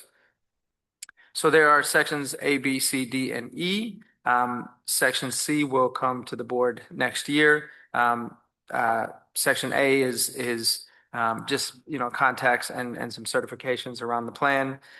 B is the largest part of the plan. It is the governance and administration. This is the piece that comes back every 3 years. D and E is the annual budget and services plan. As I mentioned, the services is dependent on the specific students and the needs that we have in our district. Next slide, please. Section A, like I said, it is the contacts and certifications, the administrative unit, contact information, the dates of review, the dates of public hearing, the certification by the self-administrator, budget plan, et cetera, and the certifications by the county superintendent and the CAC chairperson. Again, these are the contacts and the certifications. Next page, next slide, please. Section B is the governance and administration. This is the review of the role of the County Office of Education, the policies, the representation of the CAC, and the identification of the administrative unit. Again, we are a single district SELPA, so the governing board and the policies are our board policies. In a multi-district SELPA, this would look a little bit different. Next slide, please. We also have the respective role of the SELPA administrator related to hiring, supervision, evaluation of staff, the method that we are using to distribute funds, the operation of our programs, the monitoring of appropriate use of federal, state, and local funds, and how equipment and services are distributed within the SELPA. Next slide, please. Again, policy identification and location. There are 23 SELPA assurances, the administration of and operation of those services, and listing of those SELPA services. Next slide, please. Section D is the annual budget plan. Section E is the annual services plan. Again, those are submitted annually, and were brought forward last year, brought forward again along with the rest of the plan this year. They do have to be adopted in a public hearing, which we are holding right now. Next slide, please. The budget plan includes our revenue by service, the total budget and object codes, our federal and state revenue, basic premise of self-allocation plan, our operating expenditures, our projected expenditures for aids and services, and the low incidence disabilities as well. Next slide, please. Again, our service plan has a list of all of the services that we provide within our district. Again, this is dictated by the specific needs of our students. Next slide. The required elements, it is kept locally, and we can, next slide, please. We do have interagency agreements, including our MTU, Medical Therapy Unit, Head Start, and Regional Center. Next slide, please. Each entity providing special education has to adopt the policies and procedures. Next slide. All SELPAs in the state are using the same template. Again, that was mentioned earlier. So the template that you'll see is statewide adopted. Next slide, please. Purpose of the local plan committee and the CAC is to develop review and develop section B and review for clarity, transparency, and input. Next slide. That is the conclusion of the presentation. Are there any questions? We have any questions from the board? Trustee Reckler? Thank you. Thank you for the presentation. We talked about this in agenda review, but I think it's important to bring up. I want to talk about the special ed expenditures and revenues. So in 25-26, sorry, this is so small. In 25-26, the total projected expenditures was 121 million in change. 26-27 next year, the expenditures are expected to be 135,334,393, which is quite an increase. And then I understand that most of it is in salaries and benefits because raises were given and stipends and things of that sort. But what I would like further clarification on is on services and operations, which it actually increases from the year before from 31.2 to 31.9. And I was wondering if you could explain why services and operations look to increase over the previous year, provided that the salary increases were given to take some pressure off spending in the 5,000s. Thank you for the question. Would you mind telling me which page of the document you are looking at? Sorry, it's about 150 pages. I just want to make sure I'm looking at the correct thing. So I am looking at, hang on one second. I made my own spreadsheet from that because that's what I had to do. Okay, I am on page D-3 of 6, and it looks like it's 117 out of 147. It's one of the appendices, looks like. Thank you. But you're not going to find 25-26. I pulled that from last year's plan. I see.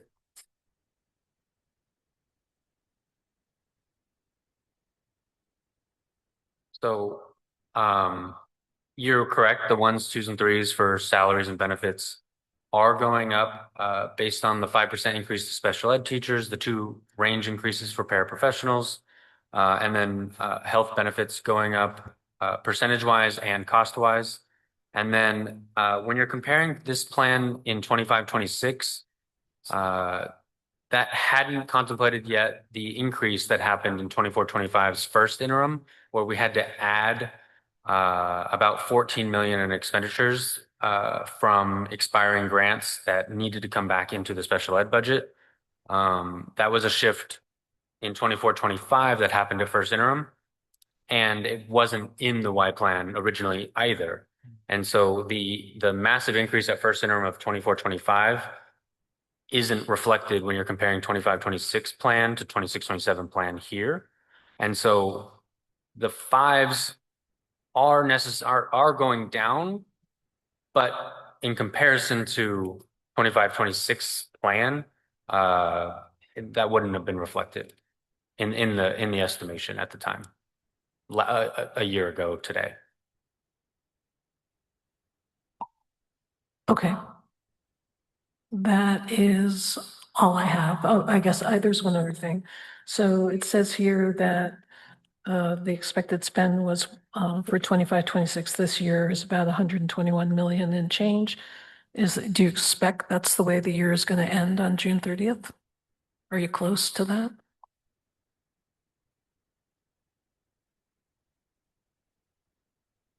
I will pull it up right now.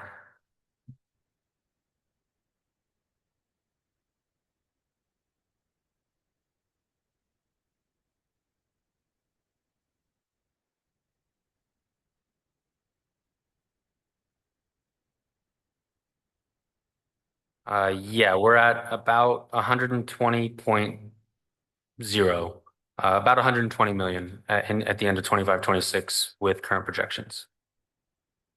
Thank you. That's great. Great. That's all I have. Thank you. Trustee Hernandez. Hello. Hello. I have two questions. The first question, I know that in the report, we mentioned multiple times that we refer to like being in compliance with the state and the federal, requirements. I just want to know if you can just provide me a number. If you can identify any current or pending findings of non-compliance that we currently have that might affect us in the long term and create an additional financial exposure for us as a district? So we, in any given time, could have 2 or 3 open cases for pending litigation or for OAH complaints. To my knowledge, I believe there are about 3 or 4 that I am tracking and paying attention to. None that I have seen that are any potential major opportunities for litigation or anything like that. There are, as has been discussed ad nauseum, so I'm not exposing anything. There have been some gaps in service delivery this year, has been our biggest issue. And so we have been addressing those and working to get those services rendered to students as written into their IEPs. So I could go back and find exactly how many, but I think there's a small handful right now of things that we're working through with families to try to make sure that everyone is made whole. Okay, thank you for that. And then my next question is, I know that in the report, we confirmed that we had CAC participation when it came to, shaping the policy decisions. Did they have an input in these policies, or were they just reviewing like the finalized document and then providing feedback? So we have CAC members who are on the committee, and then it's brought to the full CAC for review to give feedback prior to being brought to the board. Are you able to provide me like a specific example of recommendations from like parents or CAC parents or members that we directly change in our, like your final local plan? I don't have that at the moment, but I could look into that for you and get you. Okay, please, thank you. That's all my questions. Do we have any further questions? Okay, seeing none. Do we have any public comment on this item? Sky Nelson. Oh, I'm sorry, point of order. This is a public hearing, so you have to open, you have to bang your gavel and open the hearing. Please bang the gavel. Thank you. Hi, board. This is Sky Nelson. Sky, can we hold on a minute? So I am opening the public hearing for the Special Education Local Plan, Section B, Special Education Annual Service Plan and Special Education Annual Budget Plan. And Yeah.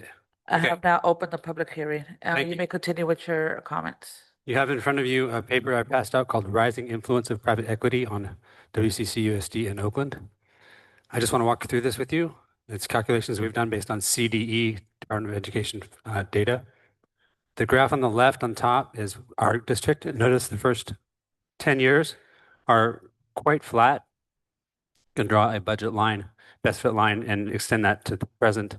And you see that above that is the area that we've actually spent since 2021. It's dramatically larger than anything else, 45.7 million. We're not alone. Oakland has a number of 94.2 million, but we can quantify this for every district in the state, and we are not alone. This is much bigger than us. Private equity is, if on the second chart, and flip it over on the left-hand side, you see numbers for FY22 through FY25. The left column is all the vendors that are private equity based, and on the right column is all the vendors that are not private equity. And on the far right is the percentage of vendors that are private equity. So 43% starting 4 years ago, 70% last year, and 55% this year.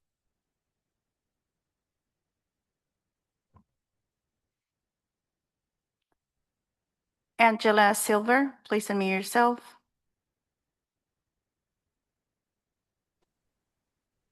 Good evening. This is Angela Silver Lima. I'm the chairperson of the CAC. I just wanted to thank Dr. Fleischman and Steve Collins for their excellent work and collaboration on the local plan.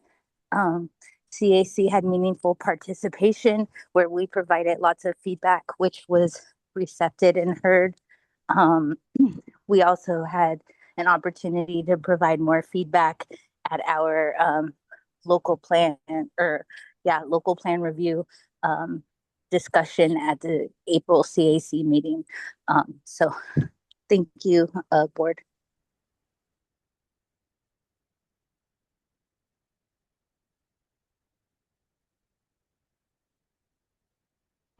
Jen Kitchener, please unmute yourself. Hey, good evening, board. 10 seconds. Uh-oh. Good evening again. I'm hoping that the board will direct HR to go to EdJoin. And I know at least one person at our site wants to be a district employee and stop working for these third-party companies, but they've yet to try to interview or hire him, and he'll cost a whole lot less that way. Please tell them, force them, make them look for these people before they get tired of waiting and they go to other districts because they're obviously hard to find. That concludes public comment. Thank you for the public comments. So do we have any further questions from the board?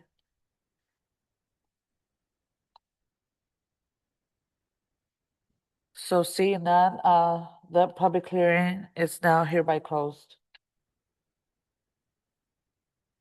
We'll move now on to resolution number 2526-89. Sorry, President. I'm sorry. Just a quick point of order. We have to approve the plan, though. Plan. I thought it was Correct? a public Mr. hearing. Dr. Fleischman? I'll go ahead and move it. Okay. I'll second. Thank you. So do we have, okay, we have a motion on the table to approve the plan by trustee Gonzalez Hoy and trustee Reckler, seconded by Gonzalez Hoy. Do we have any comments on this item? Trustee Reckler? I do have a comment. Thank you. So I feel like I say this every year. It's no reflection on the district, but this report for the California Department of Education to me is just really strange. It's all governance and compliance structures, but they never ask you how your kids are doing. How are your kids doing? How are your programs performing? I mean, it's just like, it's like the craziest report. So I feel like I ask this every year, but as an add-on to this report, we should get a special ed report. How are these programs working? student outcomes, goals, academic achievement, graduation rates, priority areas, timelines for implementation would make this a better report. So we could give the CD what they want, but we could also, like do our duty, which is like, how's it all working? And that's my comment. Thank you. Okay, so with no more board comments, we'll move on to the vote. Trustee Reckler, Yes. trustee Smith Folds, Smith Folds, yes. trustee Gonzalez Hoy, Yes. trustee Hernandez, Yes. and trustee Ayana is a yes. We will now move on to resolution number 2526-89, reduction or discontinuance of classified service for lack of work or lack of funds. And that is Ms. Sylvia Greenwood's item. Good evening, Board. So for Resolution 252689, this is the last reduction and continuation of classified services and lack of work or lack of funds for a hearing that was held on May 14th. So this will conclude our round of layoffs and final notices have been sent. So we're asking for approval for this resolution.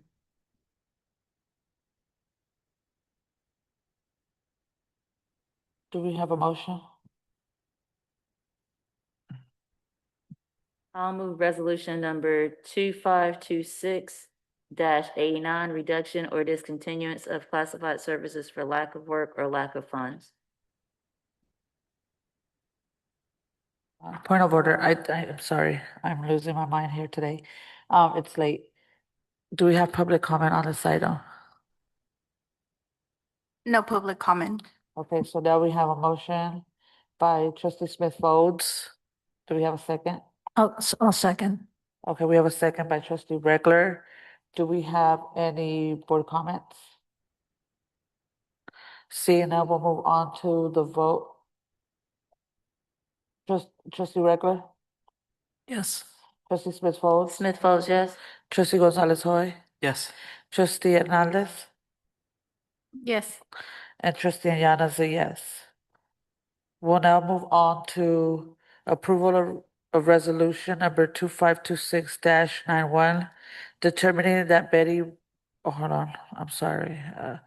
Resolution number 2526-88, approving the engineer's report, confirming diagram, and ordering the continuation of the Levi assessments for fiscal year 2026 and 2027, and that is Ellen Mejia Hooper's item. Good evening, Board. Thank you for having me this evening. We are looking for an approval of the Maintenance and Recreation Assessment District, or MRAD, for the upcoming fiscal year. This does require a public hearing. This resolution has been brought forward for many years and brings forward funding for facility projects related to our schoolyards.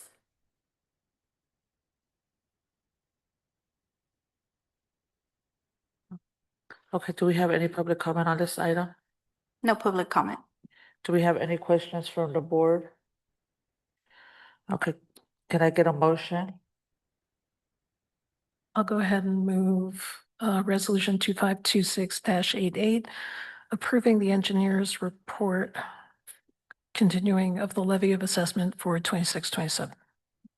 Second. Okay, we have. Oh, and you have to have a public hearing on this one. Yeah.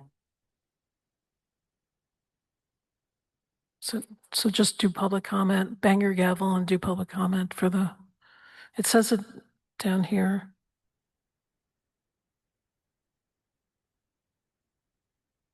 Right? Yeah, okay, so just bang your gavel, do public comment again. So I am now opening the public hearing for the 2526-88, approving the engineer's report, confirming diagram, and ordering the continuation of Levi assessments for fiscal year 2026, 2027.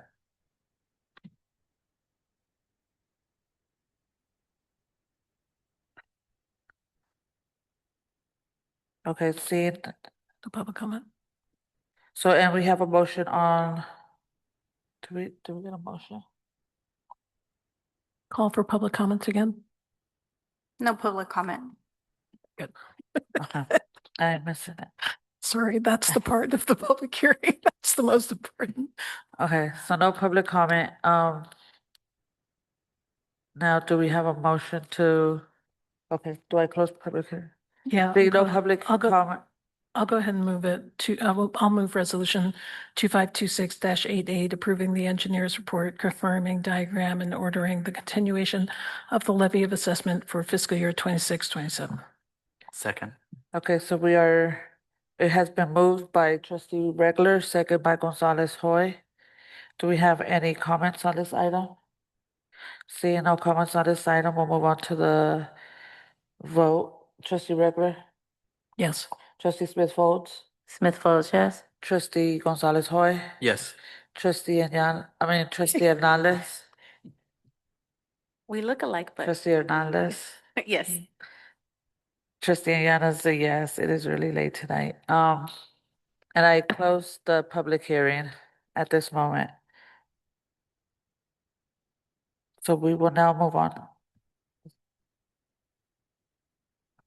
We'll now move on to item 5, approval of resolution number 2526-91, determining that Betty Reed Soskin Middle School site improvements in Mandarin Consolidated Project is exempt from the California Environmental Quality Act, deciding to carry out the project and directing the filing of a notice of exemption. And this is also Ms. Ella Mejia Hooper's item. Good evening again, board and community. I'm bringing forward tonight a exemption notice for the Betty Reed Soskin Middle School site improvements, which we are doing additional exterior improvements to be able to accommodate the Mandarin program, as the Mandarin program is a different grade level than the original school site, which is a middle school. We are bringing forward this resolution so that we can post to the county our exemption from the California Environmental Quality Act because the school site is not changing its overall capacity of the original design.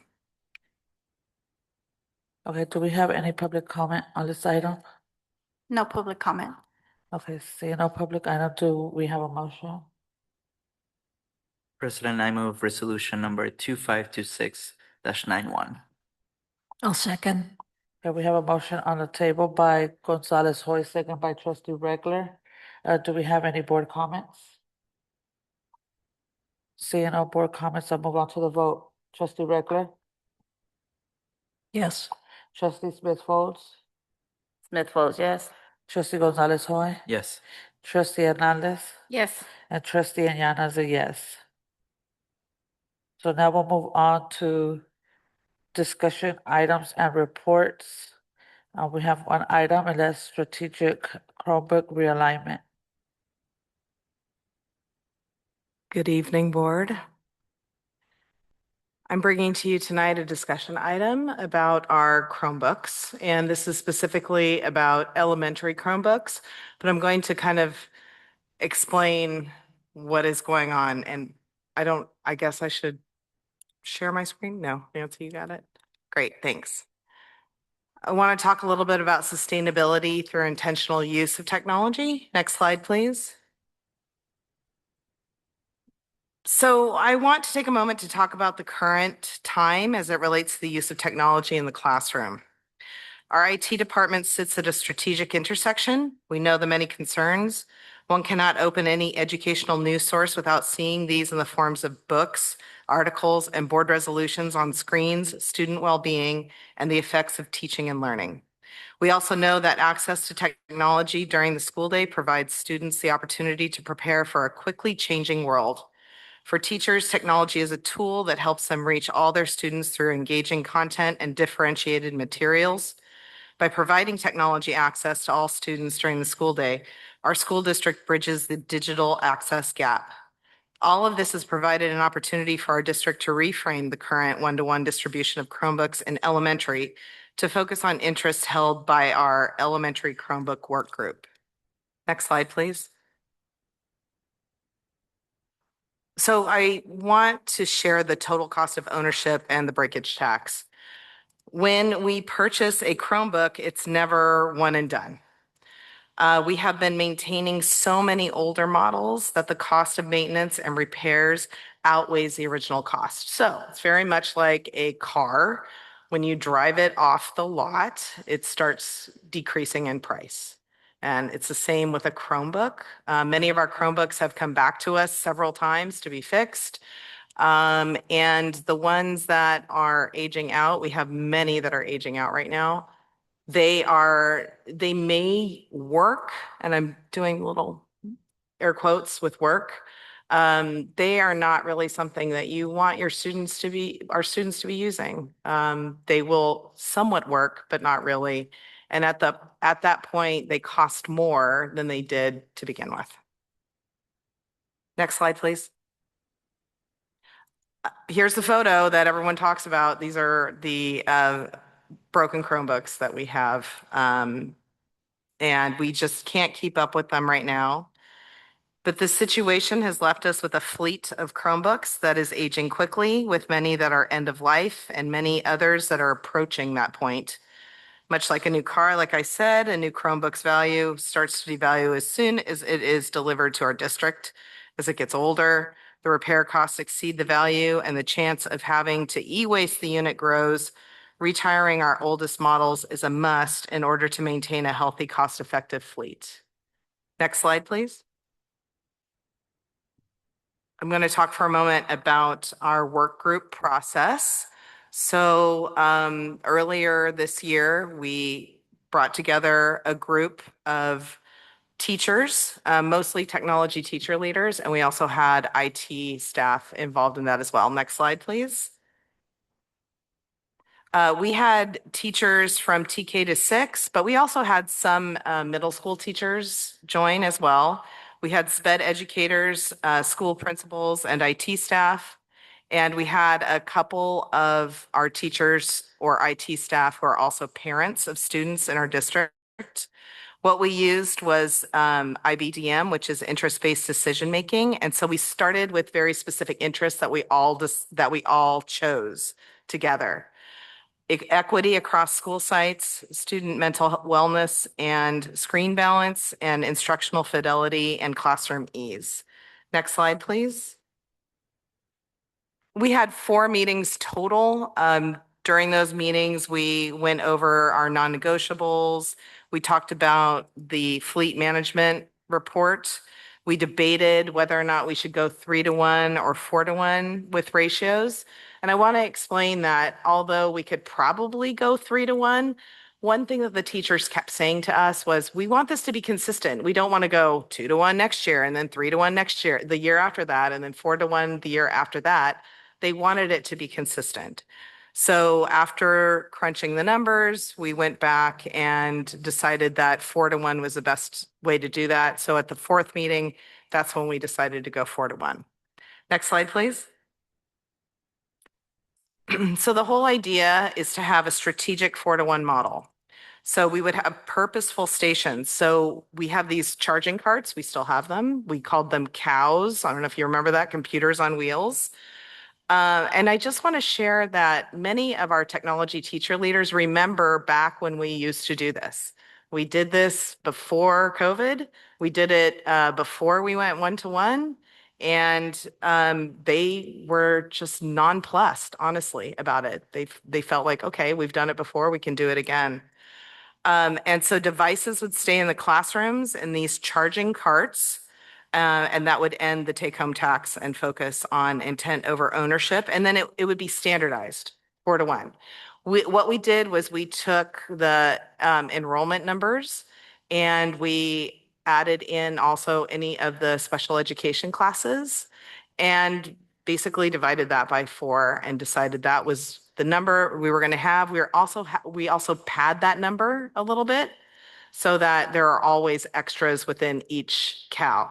Now, what the site does with these, it's up to them. So for instance, if the entire kindergarten grade level decides that they do not want to use Chromebooks, that is up to the school. That is up to them.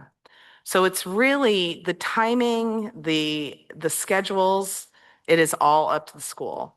We are just providing them the same, everyone gets the same number, 4-to-1, with a 4-to-1 ratio. Next slide, please. So again, we are still going to have a 1-to-1 ratio in secondary, grades 7 through 12, because most of the board adopted curriculum has digital components. And this is essential for college and career readiness. But for elementary, so TK through 6, 4-to-1 shared access. So this prioritizes developmental wellness. Also, technology serves as a supplemental intervention tool. Next slide, please. I don't know if I was as quick as I wanted to be. Sorry, Superintendent Cotton, but are there any questions? Do we have board questions? Trustee Gonzalez Hoy. Thank you. Thank you for the work on this. So is the 4-to-1 gonna be, you said the cows stay in the classroom, but it's also up to the site. So does that mean that a grade level could choose to, I'm gonna keep 6 for small group, everybody keeps 6 for small group? That is up to Or- them. So the configuration of the 4-to-1 is gonna be up to the site. Yes. Got it. I mean, we are providing at the ratio of 4-to-1. And how is the site gonna determine that and when? How is the site going to determine that? And when? That is, some sites have already discussed it. Some sites have already figured it out, what they're going to be doing next year. We've had classrooms that have said, or teachers who have said they don't want to use them at all. And that will help with the ratio at that particular site. We've also provided some possible models for them, depending on how many students they have, how many classrooms they have. And my last question is, because it's late, how is testing going to look like? It's going to be just like we did before. It would be creating a schedule and making sure everyone gets their time. Got it. Thank you. Mhm. Trustee Smith Folds. What about virtual school? Virtual school? Do we supply tablets for kids in virtual school? Yes. Are we still gonna, and it's 1-to-1? Yes. Are we still gonna supply tablets for kids in virtual school 1-to-1? Yes. Okay, I'm complete. Thank you. Trustee Reckler. Thank you. Heard a couple of things I just wanted to bring to your attention. So the sixth grade, in sixth grade, having computers, people that came and spoke tonight. What was the comments from the committee? We did have a couple of upper grade teachers who were in our group, in our elementary Chromebook work group. And they were supportive of the 4-to-1. They felt that it was doable for them. It really depends on the teacher. Different teachers use the Chromebooks in different ways. And in this way, we're hoping that this pushes for a real sustainable use and intentional use. And then there are a couple of DLI programs that have the curriculum online, and how will they be accommodated? Right. So are you talking about I think it's, I've heard from West County. I don't know if it's anyone West County else. Mandarin? Yes. And we're working with them. We'll be working with them on that. Okay, thank you. And then does the ratio jive with the class size? Like there wouldn't be something weird like 4 computers for 33 kids, or like some odd number where you wouldn't be able to pair up in some way or anything? I mean, I'm just trying to think of like, is that the right So amount or? the way that we're packaging them in the cows, there are over 30 in every single cow. Okay. So it's, again, that's going to depend on how the site wants to use them. Okay. Okay, thank you. Mm-hmm. Do we have any further comments? Questions? Seeing none, do we have public comment? We have public comment.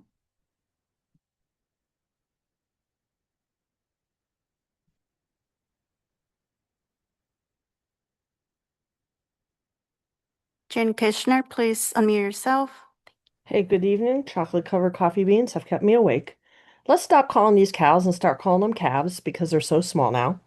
If they're going to be 30 in a cart, how is that going to go in a classroom? How are classrooms going to charge these? Are they going back and forth every day? What about our combo classes? You're right, FTE sizing is creating a lot of combo classes. Mark tells us put them on the computers while you're teaching one half and then flip it around. How are we going to do that with 4-to-1? And legally, technically, by ed code, sixth graders are middle schoolers. I heard these kids, and it makes sense that they have the option, just like the rest of middle school, to have a 1-to-1 and take them home. Lots of questions with this, but anyhow.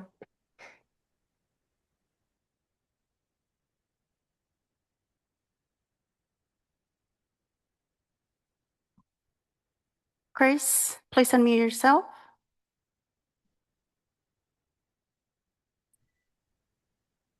Can you hear me? Yes. Okay, so yeah, I'm Chris. I'm the teacher from Dover that spoke today.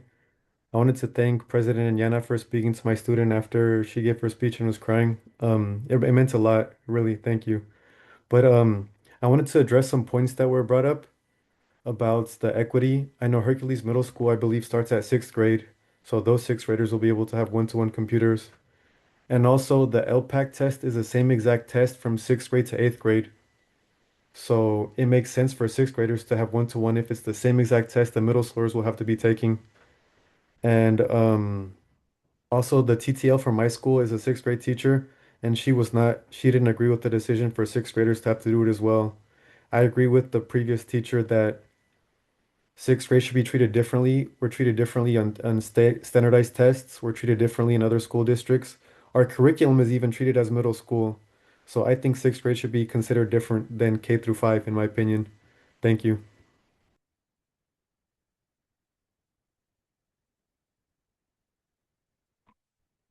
Nick Crescenzi, please unmute yourself. My comment is that while this might be an unpopular position, the district should allow schools that have the resources and the means, if they choose to, support having 1-to-1 by purchasing their own equipment for their school to have that resource, that the district would support that effort.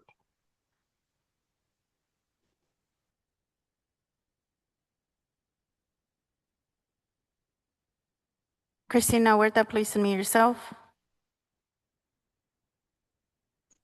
Hi, good evening. My name is Cristina Huerta from Kennedy High School. I just wanted to echo what the students from Dover mentioned during public comment today.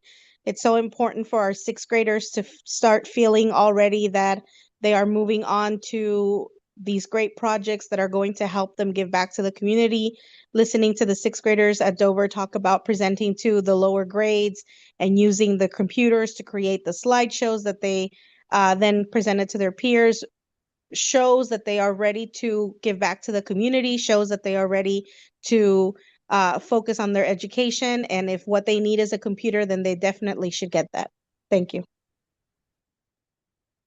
That concludes public comment. Okay, do we have any additional board comments? Trustee Reckler? I do. I think it's going to be an adjustment, but I'm in favor of this. And I think we do have to figure out what's going to go on with any kind of assessments. I mean, right now we don't have an assessment system, so. But I do think that does need to get worked out.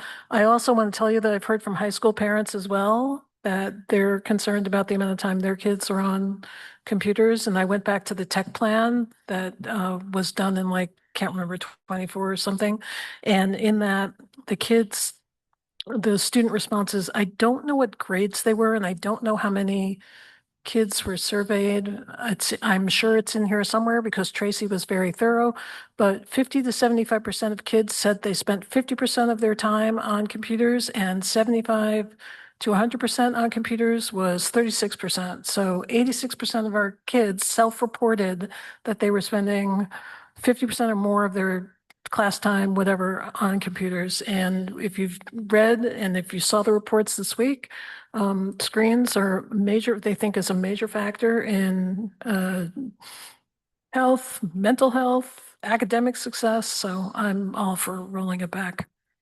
Thank you for doing this.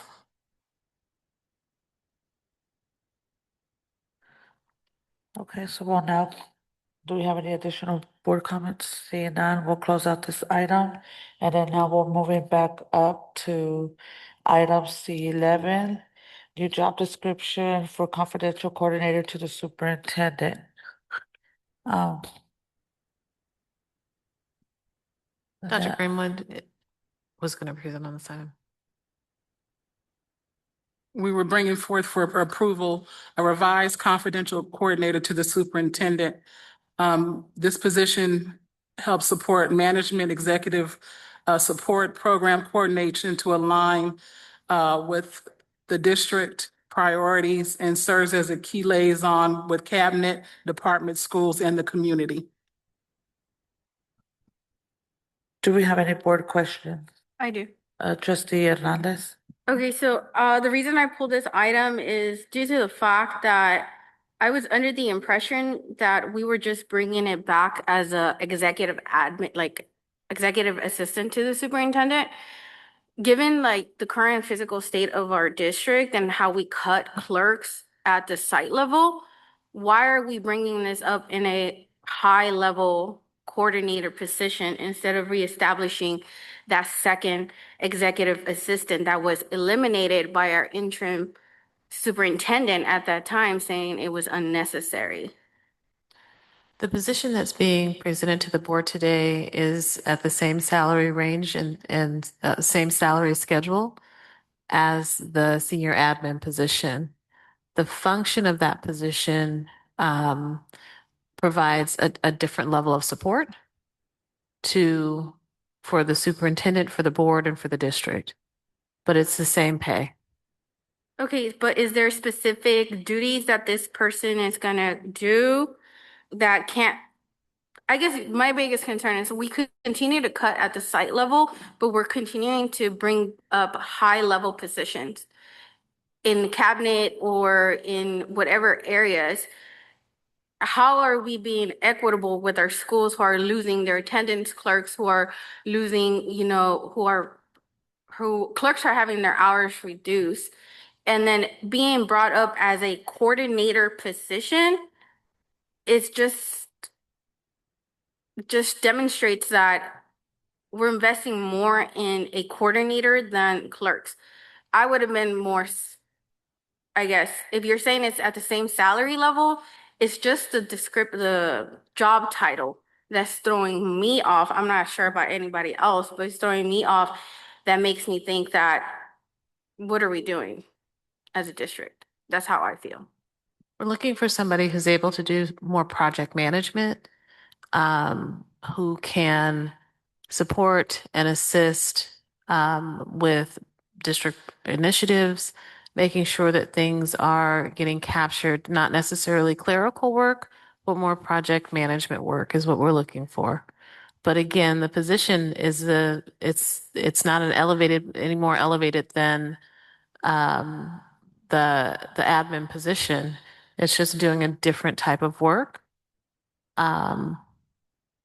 Again, we've had a lot of conversations about communications, about ensuring that we are being very clear, follow through with the community and with staff. And I think that this position will help us in that way. There's been one person who has been managing both the board activities as well as the superintendent activities.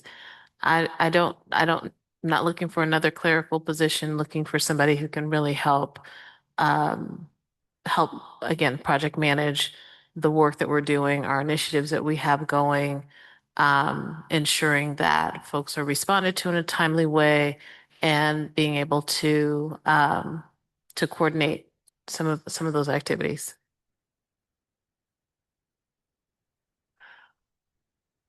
Okay. I don't agree with this. I'm not gonna agree with it. I just think we're not thinking, I feel like we're not being proactive to when it comes to the positions that we are presenting and then putting them in the consent item. So that's just me. I don't know about anybody else, but those are my questions. Trustee Gonzalez Hoy. Thank you. Superintendent, can you speak about where the funding for this position is coming from? We have included it in our upcoming budget. This is an item that has been discussed with the board, and so it was included in our budget. And how much is it for this position specific? Jeff, can you respond to that? Yeah, the salary is about 84,000 plus benefits.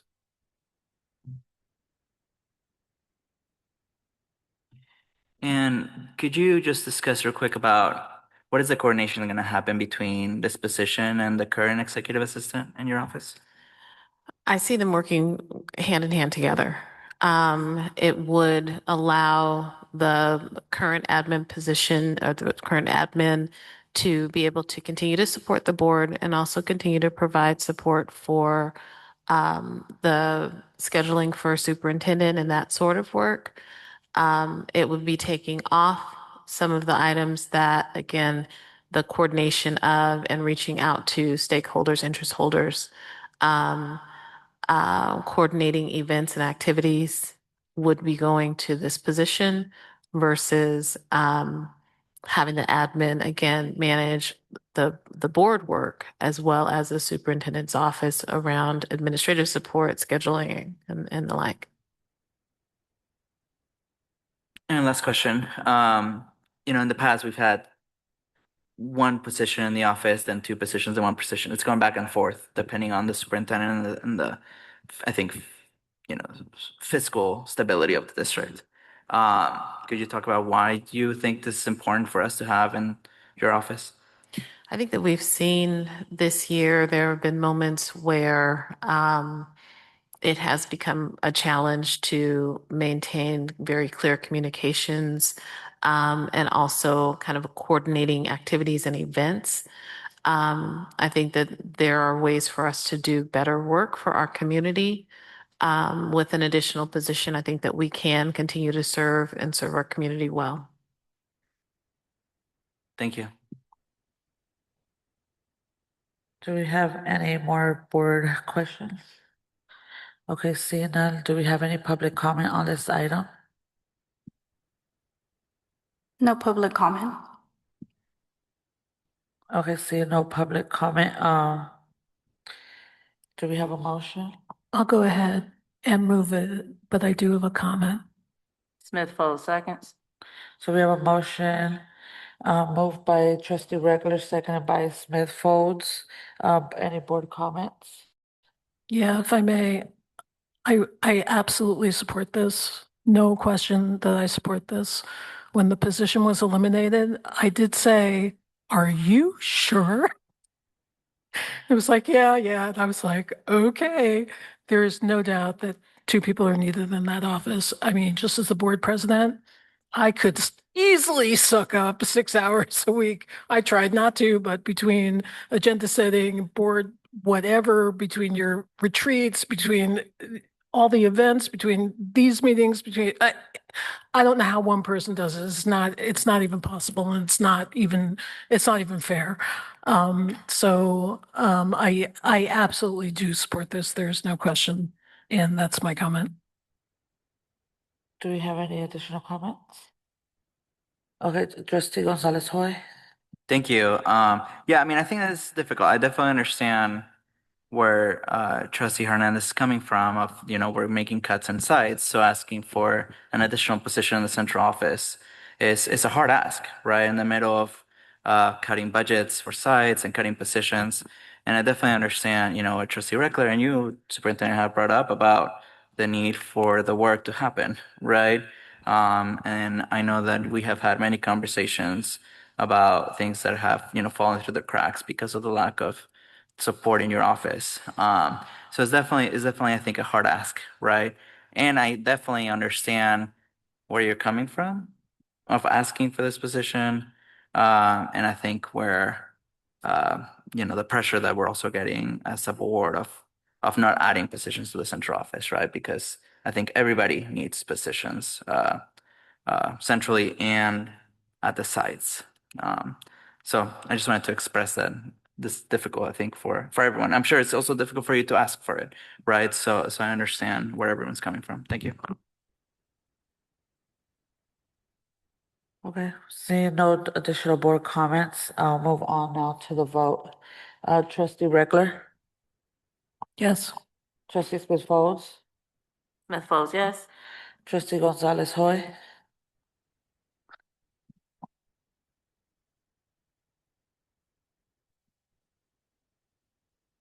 Please come back for me.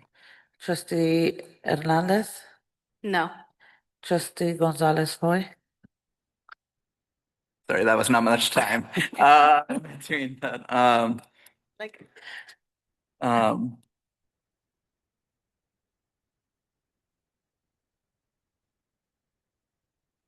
sorry. To clarify, we had already approved adding a position, I think in February. So this is purely for just to clarify, purely for the job description. It's not really for the job per se, correct? Sorry, I know we're already voting, but because we already approved the position, it's really just around, this vote is around approving a confidential coordinator instead of an executive assistant, correct? Then yes. okay, and trustee Ayala's a yes. And now, we will move on. Time is it? 10:52. Oh, we have just enough time. So we'll move on to, a couple comments for the board, if there are any, if we can limit them to 1 minute each. If we have any additional comments from the board, trustee Hernandez. I just want to, remind folks again about our graduations coming up and making sure that, you attend and sign up. We have the Black graduation tomorrow. We also have our first annual Latinx graduation. I'm super excited. Students, if you haven't signed up, there's still time. Thank you.